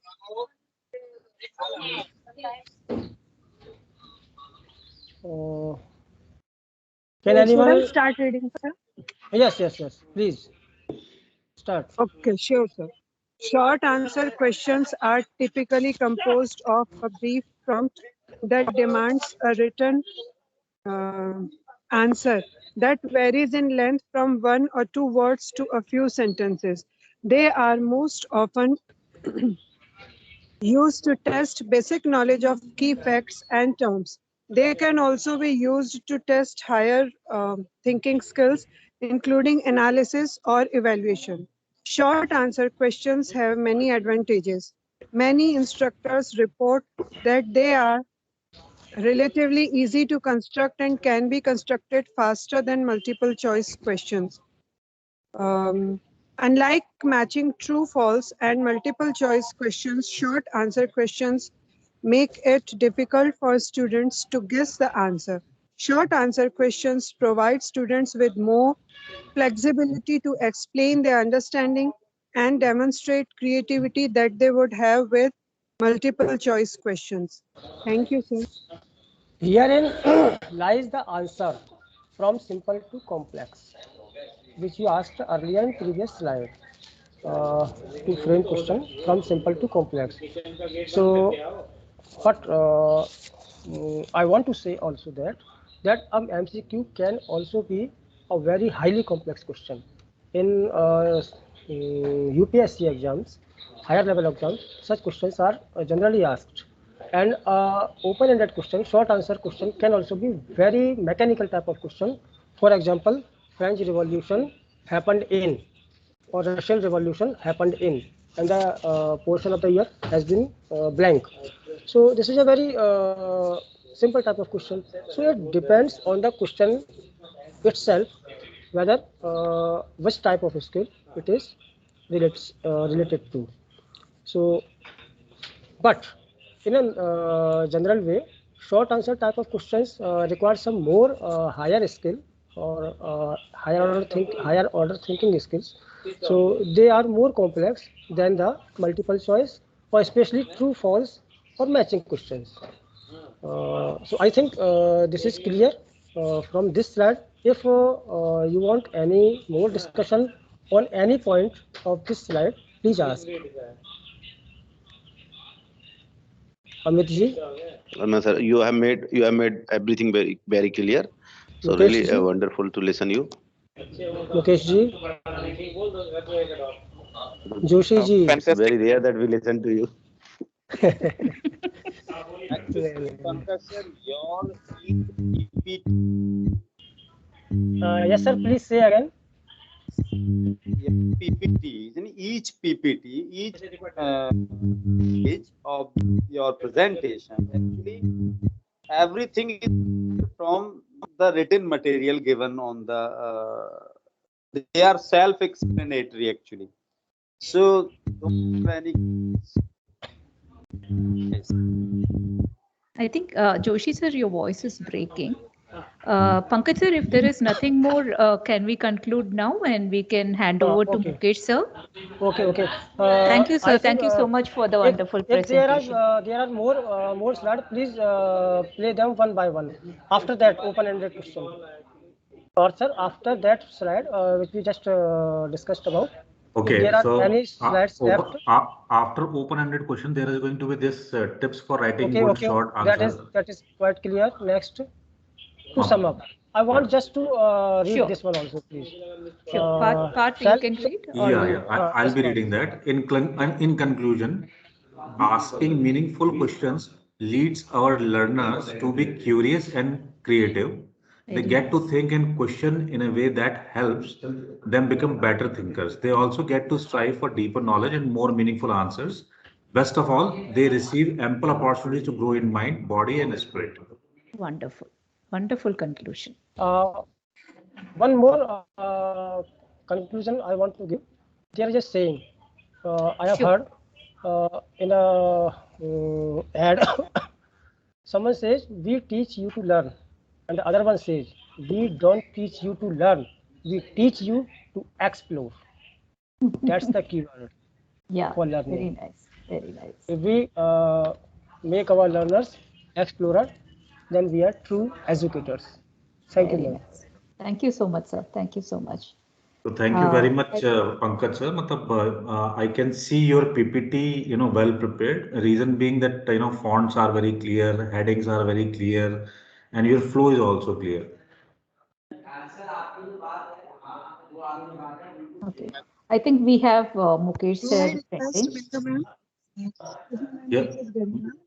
Yeah, Mukesh sir, you Ma'am, can carry on. as Pankaj sir's, all the slides are self-explanatory. So I request Pankaj sir to please share the PPT in the group. Let at least Mukesh sir take up 5-6 slide initially. If there is going to be repetition or the things which we know, we can skip. I think we should give Mukesh sir a chance also. Yes, we should. No, not like that. Not give a chance. He should present. Yeah, he should present. Yeah. So Mukesh we sir. can start. We will plan to wrap in like 20-25 minutes. Kindly all of us be patient and let's listen to him. Okay, thank you, ma'am. Thank you, sir. Sir, could you please share my slide?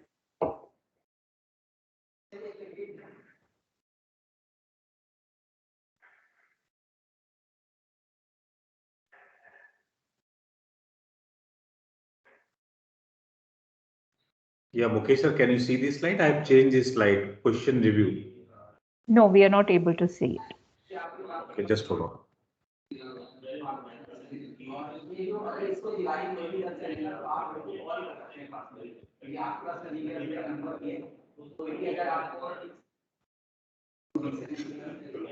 Can you see it now?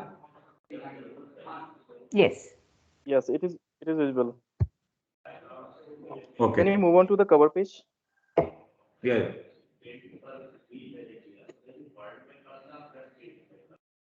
Can you see it now? It's not moving.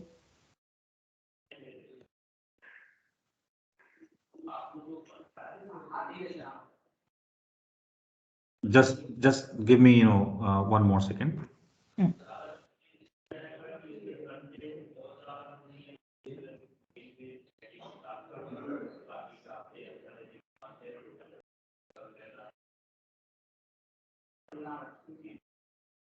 Yeah, Can you it see is it? there.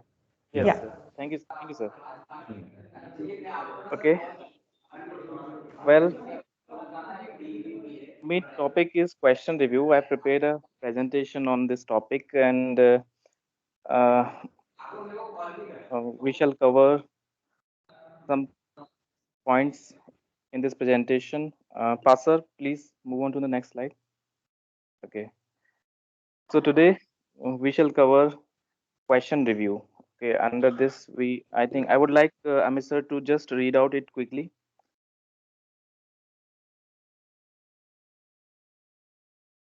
Amit sir, can you read it quickly? Mukesh sir, Amit sir is not available right now. Can I do it? Yes, sure. What question review? What is a question review?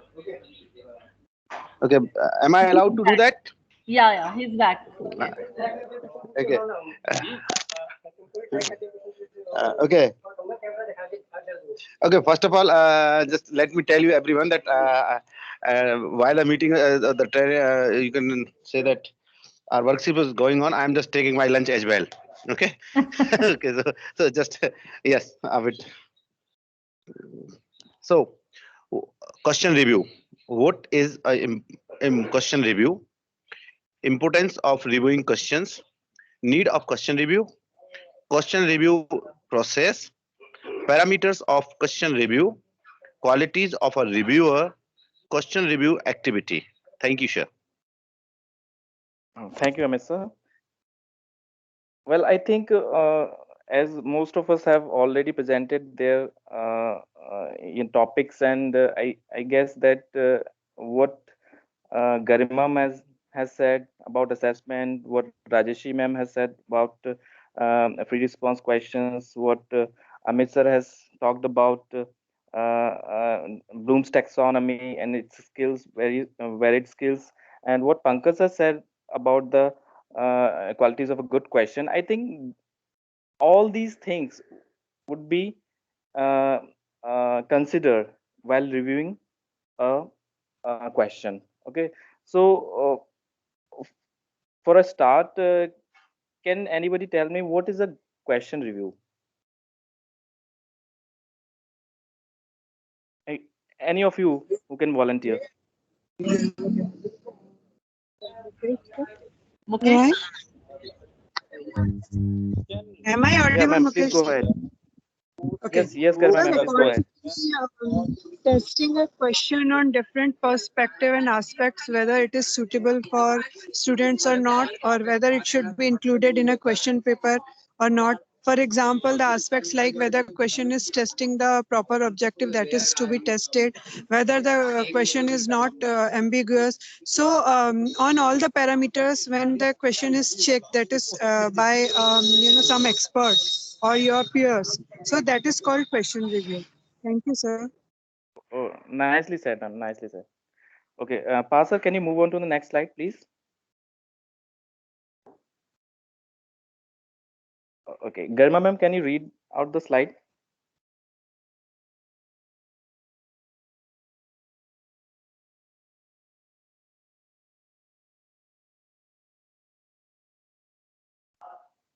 Parth, you have to go to the previous slide. Okay, Garima Parth, ma'am. you want to read it? Okay, Appa. Am I audible? Yes, sir. Yeah, Mukesh, sir, yes, do I Joshi sir. have to read? Yes, ma'am. Yes, ma'am. Please go ahead. Sure, sir, sure. So, what is a question review? A process in which a question undergoes a stage of revision that helps improve the quality of the question. Importance of reviewing questions. Quality of questions will affect the test, reliability, validity, fairness. Thank you, Thank you, ma'am. sir. So, what is a question review? Like it says that it is a process that pushes a question to its testable stage. You know, so it has a lot of work. I mean, a lot of work is to be done on reviewing a question. So, and my next topic is importance of reviewing a question. Like quality of question will affect a test. How will these features will affect a question? You know, say for example, reliability. Can anyone reflect on reliability? Amit sir. So, Yes, sir. reliability means replicability. Good, good. For example, if a teacher awards the marks on a particular answer, and if suppose someone else also checks that same answer and gives the same mark, then that is called as reliability or replicability. Okay. Amit sir, can you reflect on validity? Means if the question is valid or not, means the question what it was meant, whether it is just for that or not. I So would like to add to Amit Please, first. please, please, please, Yeah, Rashi ma'am. validity, we mean by validity, whether the question is testing what is it is expected to test. Means, yes, if you are checking, for example, you are checking grammar, then you should go for, if you are checking nouns, then you should ask about nouns. It shouldn't be about adjective, that kind of thing. Exactly. Okay. And Joshi sir, can you reflect on fairness?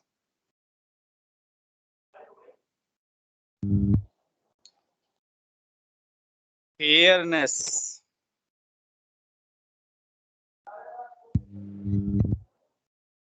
Sorry, Mukesh sir. Okay, we shall move on to Pankaj sir. Pankaj sir, any idea about fairness?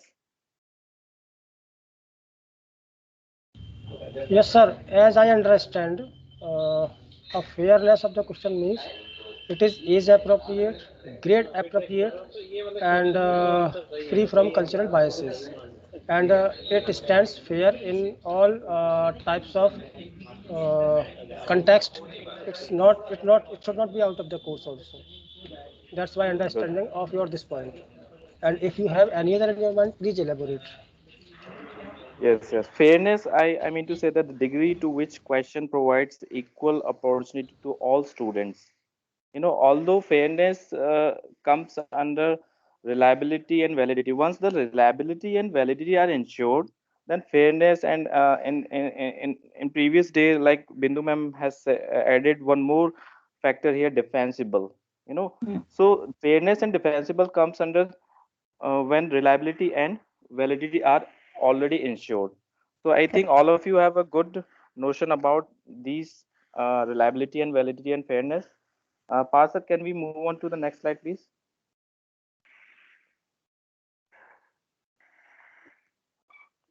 Okay, Rajeshi ma'am, can you read out? Yes, thank you, Mukesh. Need of question review. To know the perspective of other experts on the question, to improve the question, maintaining the quality of the question, to take the question to its testable stage. Thank you, ma'am. So here comes the need of question review. Like we have already said, like Garima ma'am had already said, like to know the perspective of other experts on the question. Why do we need question review?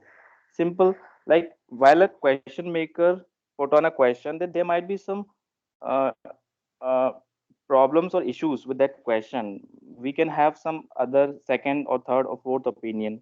That's why it is needed. And to improve the question, I think all of us have already done it.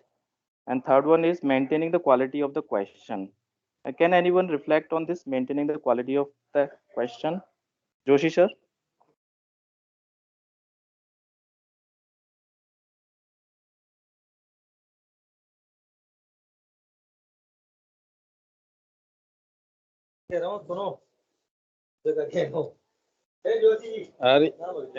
Excuse me. Yes, sir, please go ahead.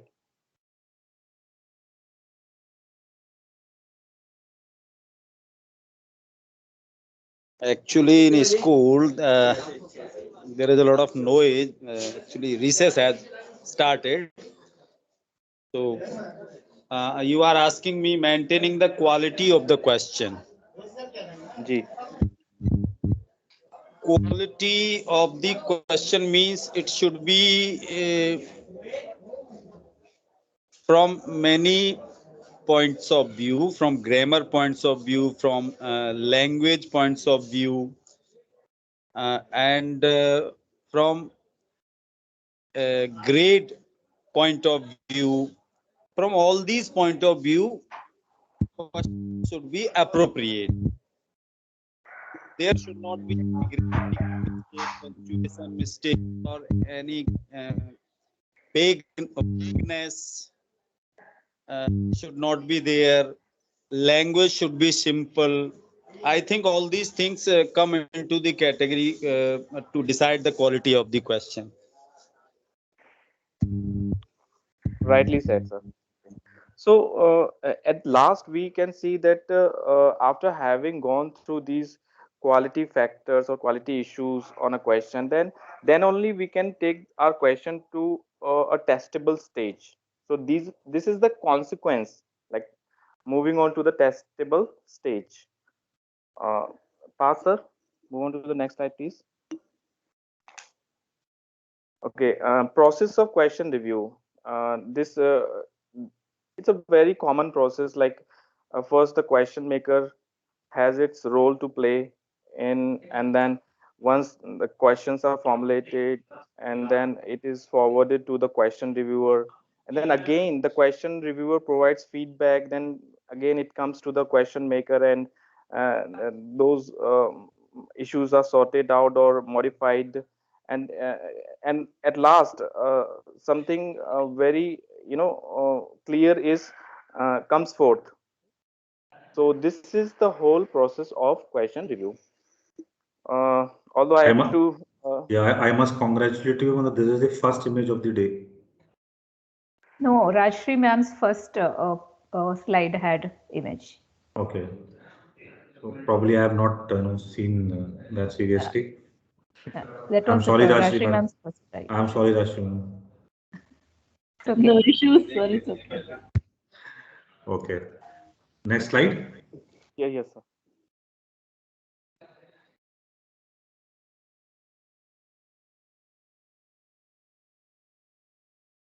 Okay. Pankaj sir, can you read out it? Yes, sir. Parameters of question review.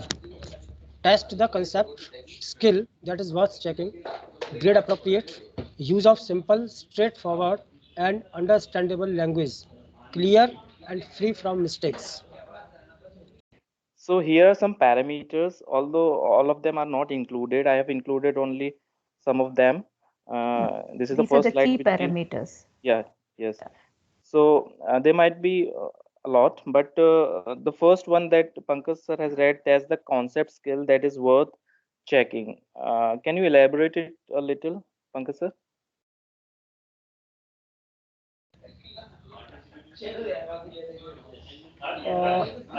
In a question reviewing process, if a question tests the concept or skill which is to be checked, then it is okay. Otherwise, in review process, it goes back to the question maker with some suggestions. So, in a question review process, a question should test what is to be checked, a concept or any skill which is there. Okay, sir. Okay. Rajeshri ma'am, do you want to add something to Pankaj sir? No, sir. I think he has covered, he has explained nicely. Uh, I would only like to add what Bindu ma'am had told us yesterday about UBD. Means what they, yeah, those concepts will also be here. Whether the worth remembering or worth checking, yeah, it's the concepts which are valuable for the student. That are core concepts. Thank you, sir. Okay. Can someone tell me May that? I request Bindu ma'am, please once discuss about UBD, because I also have forgotten much about UBD. So some Ma'am, revision is really needed. ma'am, yesterday's PPT has 2 slides on UBD. You can check those. Because we are Okay. running out of time, and Mukesh sir, I think, There has are some point, slides. point taken. So what best can be done is to either share this UBD PPT on the group. Number one. Number two, will for sure after having this sampling workshop done, we'll take up a refresher session on the UBD if possible. Is that okay, ma'am? Okay, ma'am. Yeah. Right now we are kind Okay, of sir. constrained for Thank you, time. sir. So, yeah. Yes, sir. Mukesh sir, you can go ahead. Okay. So the second point is grade appropriate. It says that questions should be framed according to the age or grade that student are in. And although we are running out of time, so I have to just cover all the slides in a nutshell. Use of simple, straightforward, and understandable language. Can somebody elaborate about it? Garima ma'am? Yes, sir. Do I Sir, can I have explain it, sir? Okay. So, am I audible, sir? Yes, ma'am. Okay. Parameters of question review. No, Test the sorry. concept. What I mean to say is, can you elaborate the third point? Use of simple, straightforward, and understandable language. What does it mean while reviewing the question? Yeah, sir, this means that the language of the question should not be ambiguous. It should be clear. So, and it should not give the reading load to the students, so that whenever they read the question, they should directly, think about the answers rather than pondering over the question only. So the language of the question should be simple and straightforward, and it should be so simple that students can understand it well. Thank you, sir. Good, good. Nicely said. Sir, I would like to add something here. Sure, ma'am. Yeah. For example, we shouldn't use difficult vocabulary. That's the issue with me. Sometimes ma'am gives me suggestions for it, so that it doesn't make a test of vocabulary for the student. What I have understood from ma'am's feedback. Yeah, yeah. And we had also done that CBSE paper where we saw that word portmanteau was used, and it was yeah, that kind of thing. It shouldn't be like that. Thank you. Okay. Now, am I allowed to say something? Please, sir, please. To summarize or to sum up the word of Rajshri ma'am, Garma ma'am, I would say that the question should not become a puzzle in itself. Okay, the language it should be so easy that to understanding the question should not become a question in itself. Correct. It Yes, should so not that become a reading students should challenge. focus more on understanding the question.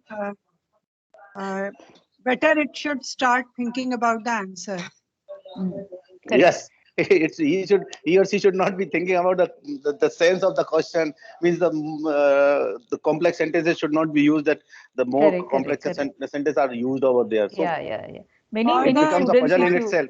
yeah, many students, if you ask them, they say, I did not understand the question only. Question. So that becomes a puzzle in itself. Yeah. It should not be a So challenge for understanding it. for okay. Okay, the last Shall point we is move clear ahead? and yes, The last point was clear and free from mistake. It has been mentioned by Joshi sir. Next slide, please. Parth? Yeah. Okay, and Joshi sir, can you read out it? Yes, yes, of course. Parameters of question review. Only one correct answer in the case of MCQ questions. Free from any bias. Check the misconception. Editorial mistakes, if any. Thank you, sir. So, Mukesh, sir, ji, sir. I want to add your last point.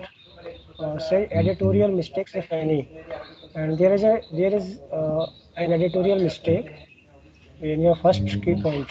MCQ questions, and instead of that, MCQs or MC questions. Did you get what I said? You mean Sorry, to say please come questions again. is repeated? Yes. Yes. MCQs Okay. or MC MCQs questions. in case Or of MC MC. questions. MC questions may also be there. Well observed, sir. Because your last point says editorial. This is the third point. This is the Good third observation. point. Fourth point. It's just a suggestion, Mukesh sir. Please don't take it otherwise. Well, thank you, sir. Thank you very much. Good observation. And Pankaj sir, would you reflect on the free from any bias?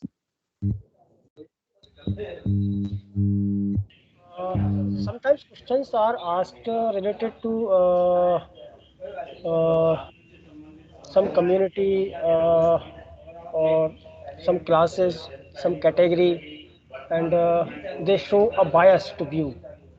So that must not be there.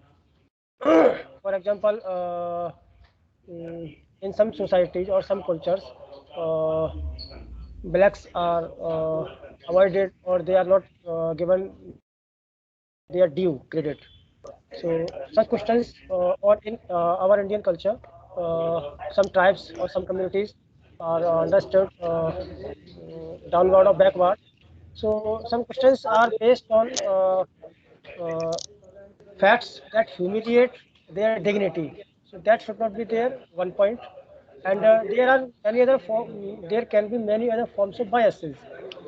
It depends on the question, but a question is free from bias means a question is a democratic way of question. Uh, it should be open to all. It should not be reserved It should not for some people hinder. or some learners. Correct. It should be accessible to everybody psychologically and in every other way. Yeah. Thank you. Yeah, exactly. It should be free from gender discrimination or Yeah. some racial comments or casteism or All religion. Stereotypes and everything. Stereotypes. Caste, So, creed also should be. Sorry. Everything. Check the misconception. Rajeshri ma'am. Baba. Sir Mukesh sir, I was exactly going to ask for some elaboration on this point.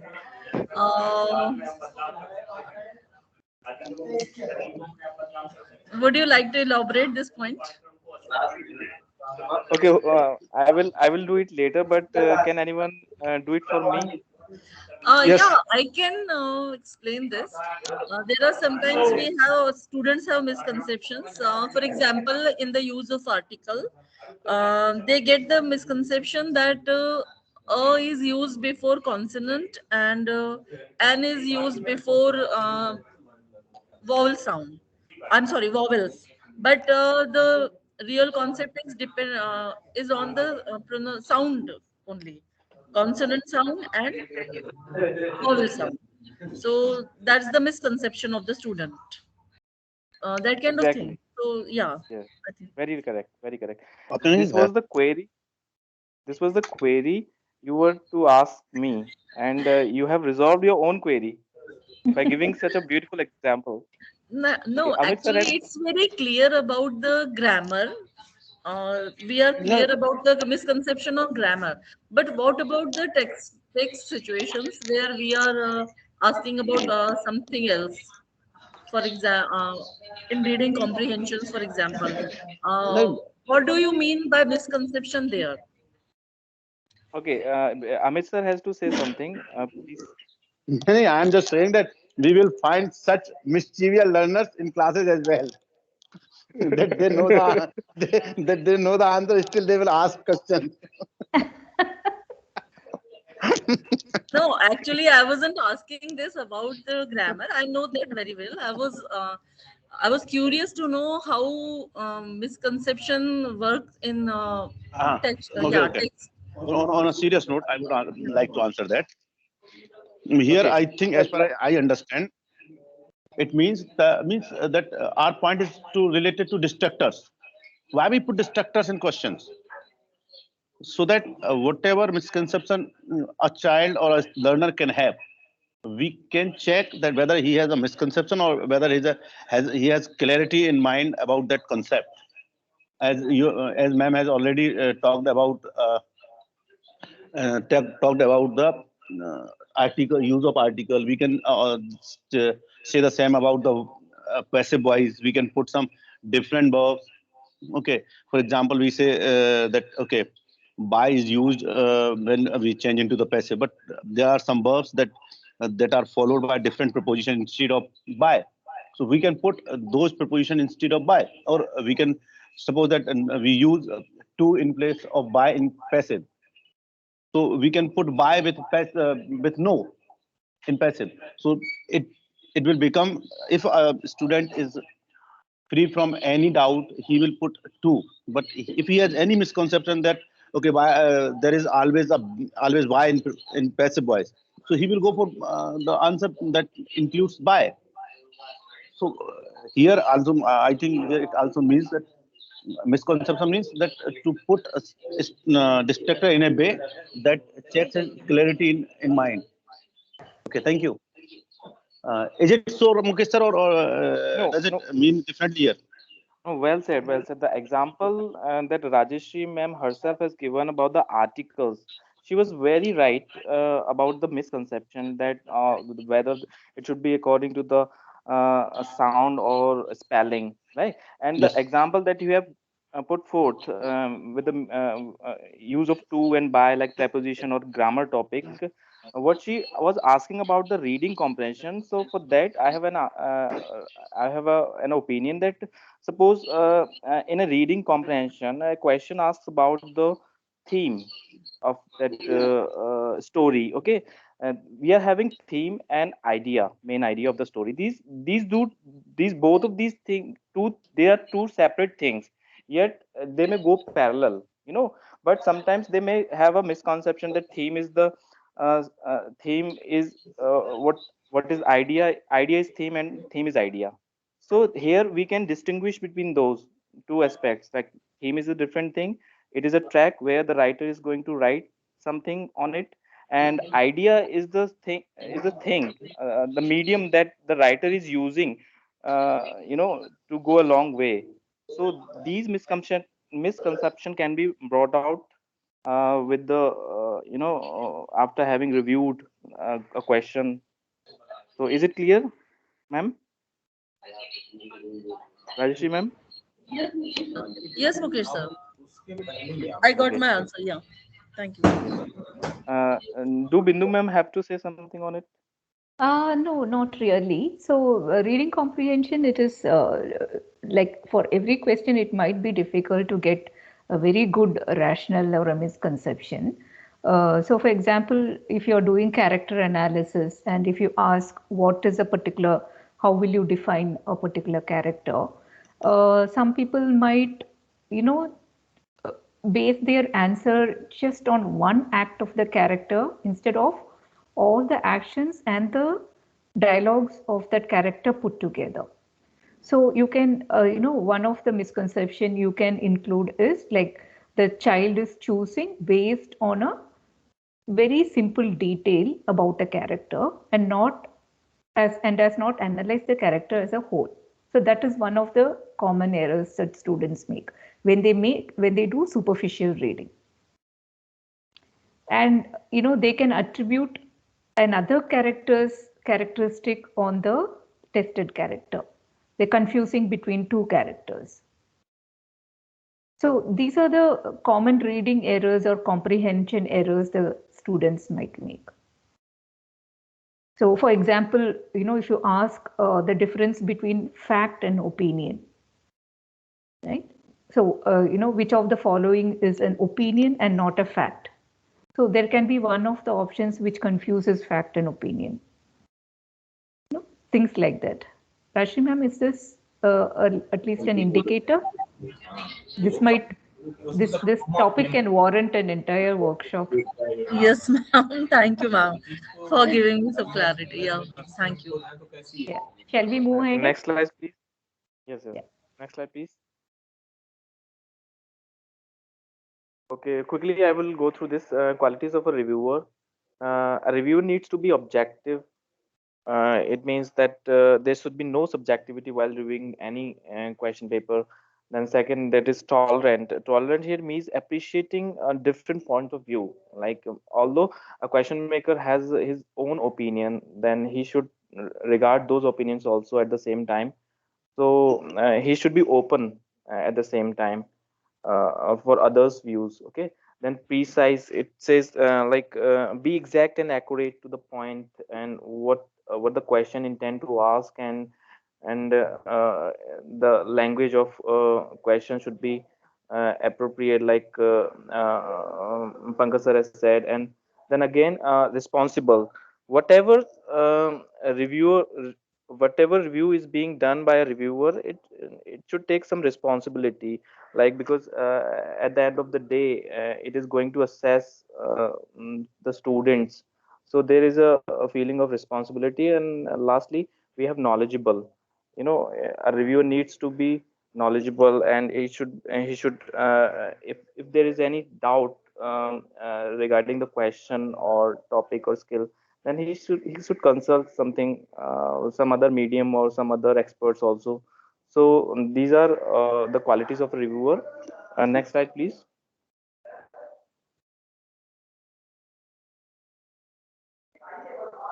Parth, next slide. Okay, here we have an activity. In short, we will do it. Okay, who is going to read it? I think Garima ma'am. I can read it. Okay, yes, sure. Please, ma'am. Okay. Activity question for review, class 12, topic vocabulary, skill application. Question: what is similar to happy?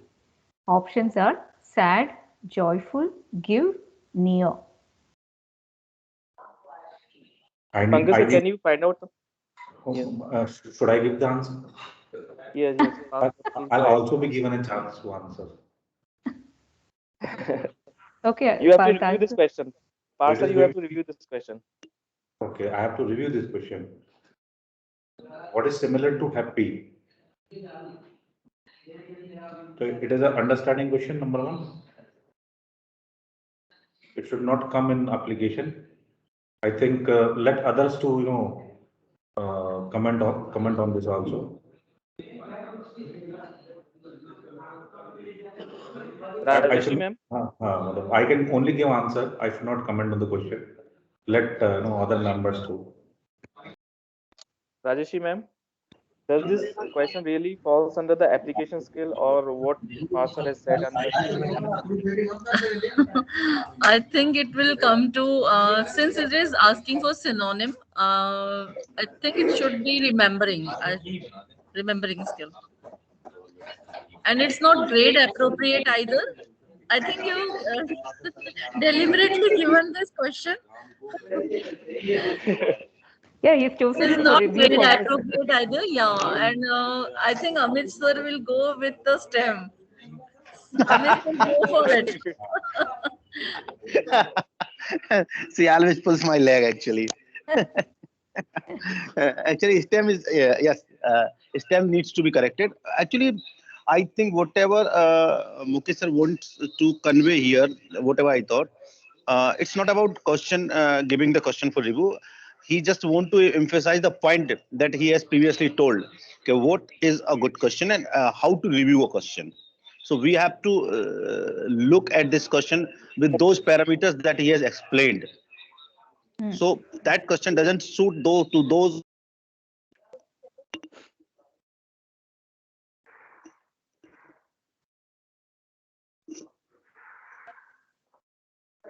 Mukesh sir, we can't hear you if you're talking. Okay, Amit sir, do you find any other Yes. problem with this issue with this question? Like skill as you mentioned? Yes, the stem is not okay. Stem is not okay. Okay, there is no distractor in it. Okay, it's a straightforward answer available here. So there is a lot of problem in it. So I think you have willfully left them so that you can just elaborate the parameters that a question review should apply. Garima ma'am, do you find any difficulty with this question or any problem as a reviewer? Sir, only the thing is that in question stem, some correction is needed. Otherwise, In options, it for top standard. are the options appropriate?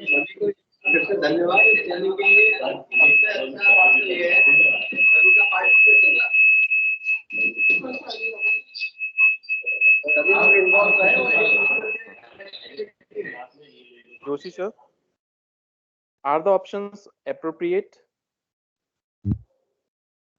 Options are not from the same parts of speech. Correct. There is a verb as in adverb, I think, or preposition.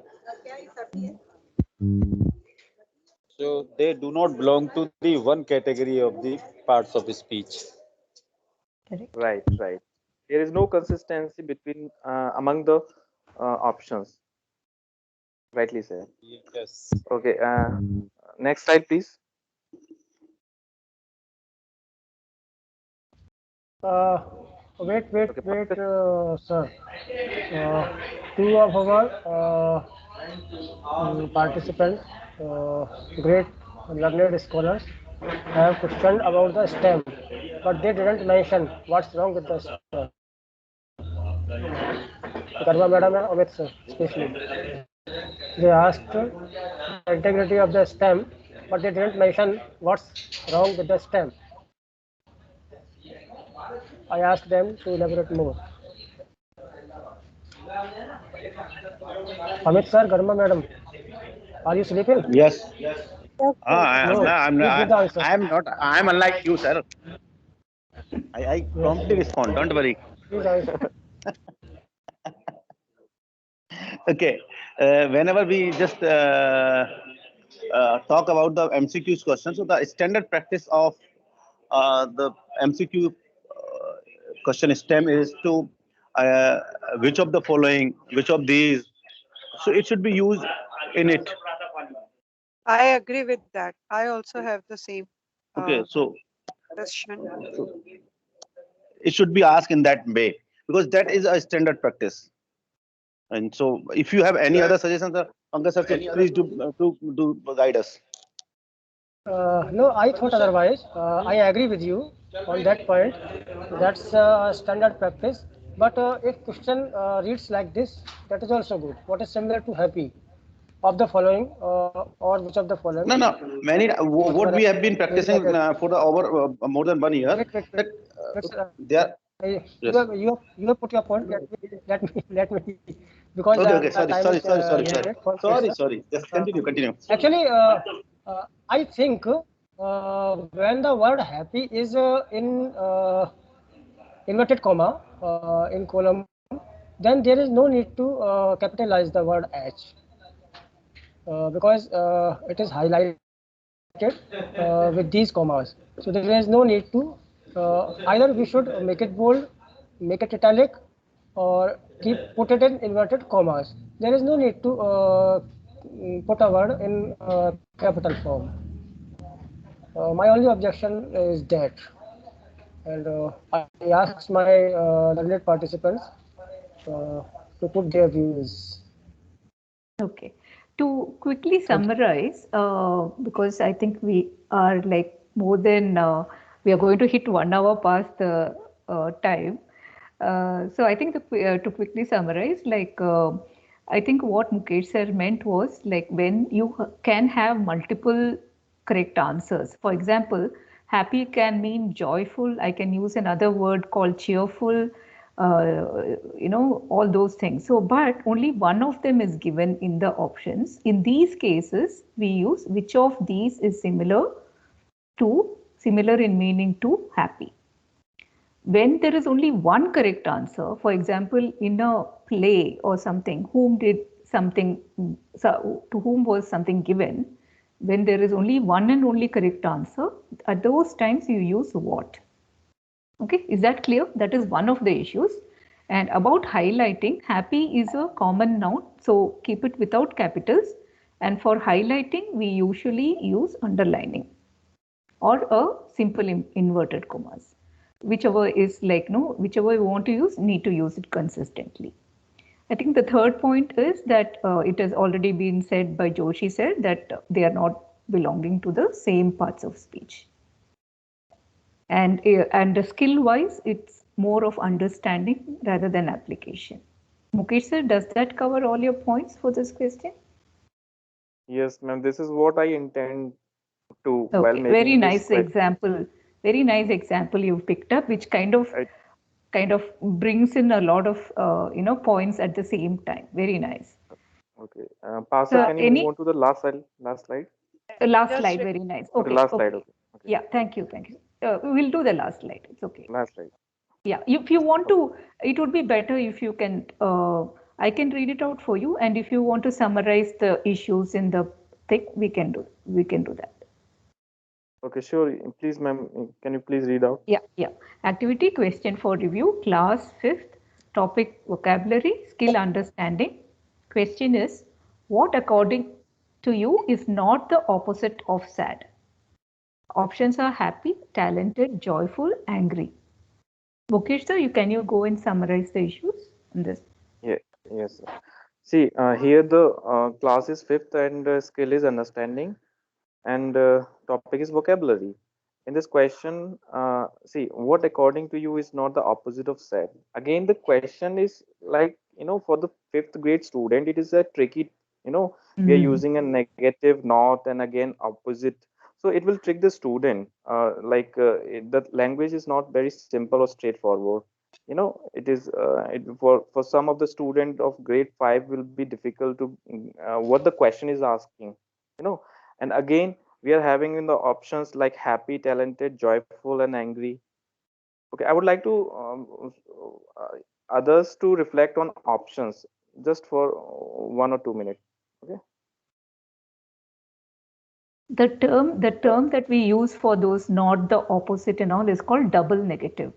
So it's important to avoid double negatives. Pankaj, not only for fifth, not only for the 5th grade, for all grades. Pankaj sir, do you find anything wrong with options, or is it fine? First I would like to suggest about the STEM. If definitely it's a tricky question for the 5th grade as per the language of the STEM. Firstly, it is to be correctly punctuated. Between what and according, there must be put a comma, and between you and is, there must be a comma. And if you are asking double negative, then the word not is all in capital letters. N-O-T, all letters must be in capital.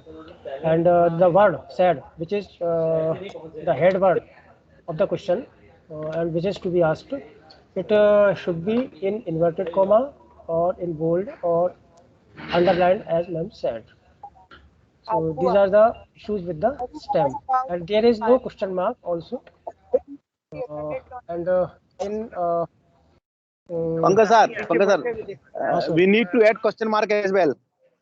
I said so ना मैंने बोला तो था ऐसे भी I just said where were you? You didn't hear. Question mark होगा ना वहाँ. Happy, talented, joyful, angry. All are adjectives, but two of them have been written in capital first, and two of them as small one. So that should be a correction. I have objection with the options. B, talented, and D, angry. Both are correct answers. So two correct answers should not be there in the options. Definitely. Talented is not Very nice. opposite of. Yeah, please go ahead, sir. Garima ma'am, please go ahead. Yes, sir. Have your opinion. Have your opinion. So my opinion is that there are two correct answers, talented and angry, and two correct answers should not be there in a question. Actually, the question says not the opposite of sad. Not the opposite of sad means Sad. So there are same two. meaning as sad. If you Talented is cancel the double negatives, you will get Actually, which of first, these is the same meaning as sad. Rajeshi ma'am, what do you have to say on Garima ma'am's comment? I think Pankaj sir and Garima sir and Amit sir all have, and Joshi sir, they have all already spoken on all the aspects, covered all the aspects here. Sir has already corrected the stem for what according to you. If we give this kind of choice to the student, then he will select any answer from the given options, and you can't mark it as incorrect. Yeah. Yes, So yes, what is exactly. the key issue is that you Notable. cannot use personal pronouns. Yes, Then it yes. becomes a subjective question. Yes, it should becomes a have- subjective type, open-ended type question. Correct. So according to the person who is answering, anything can be correct. So it's not defendable kind of a question. Yes. So Because in you that are- case, what Garima ma'am is saying that there can be some multiple correct answer, like opposite of sad, can be angry. Okay, anything can be anything can be the correct answer. yes, talented. She's right to say that. Okay. And Okay, like that. Okay. last thing that I think option B is capitalized. There is no need to that. So thank you very much for all Thank your you so much. cooperation Yeah. and support. Over to you, Bindu ma'am. Yeah. Oh, thank you. Wonderful session. I think, actually, if Joshi sir also had presented, it would have gone on for another half an hour or 45 minutes. So we have run short on this thing. So, but it was a wonderful session, very engaging, and it was really, really heartening to see that all the concepts have trickled down, and you internalize the concept. That's a very important thing. Yeah, I appreciate each and one of you for your participation, the effort you've put in, the conviction you've shown, and the immersion you've shown. It's like wonderful. And it was a joy to watch all of you present. Thank you so much. And we will be in touch on the WhatsApp group. And for any assistance that you need, please do not hesitate to ping me. I might not reply immediately, but definitely I will reply. Parth, over to you. Parth, we can't hear you.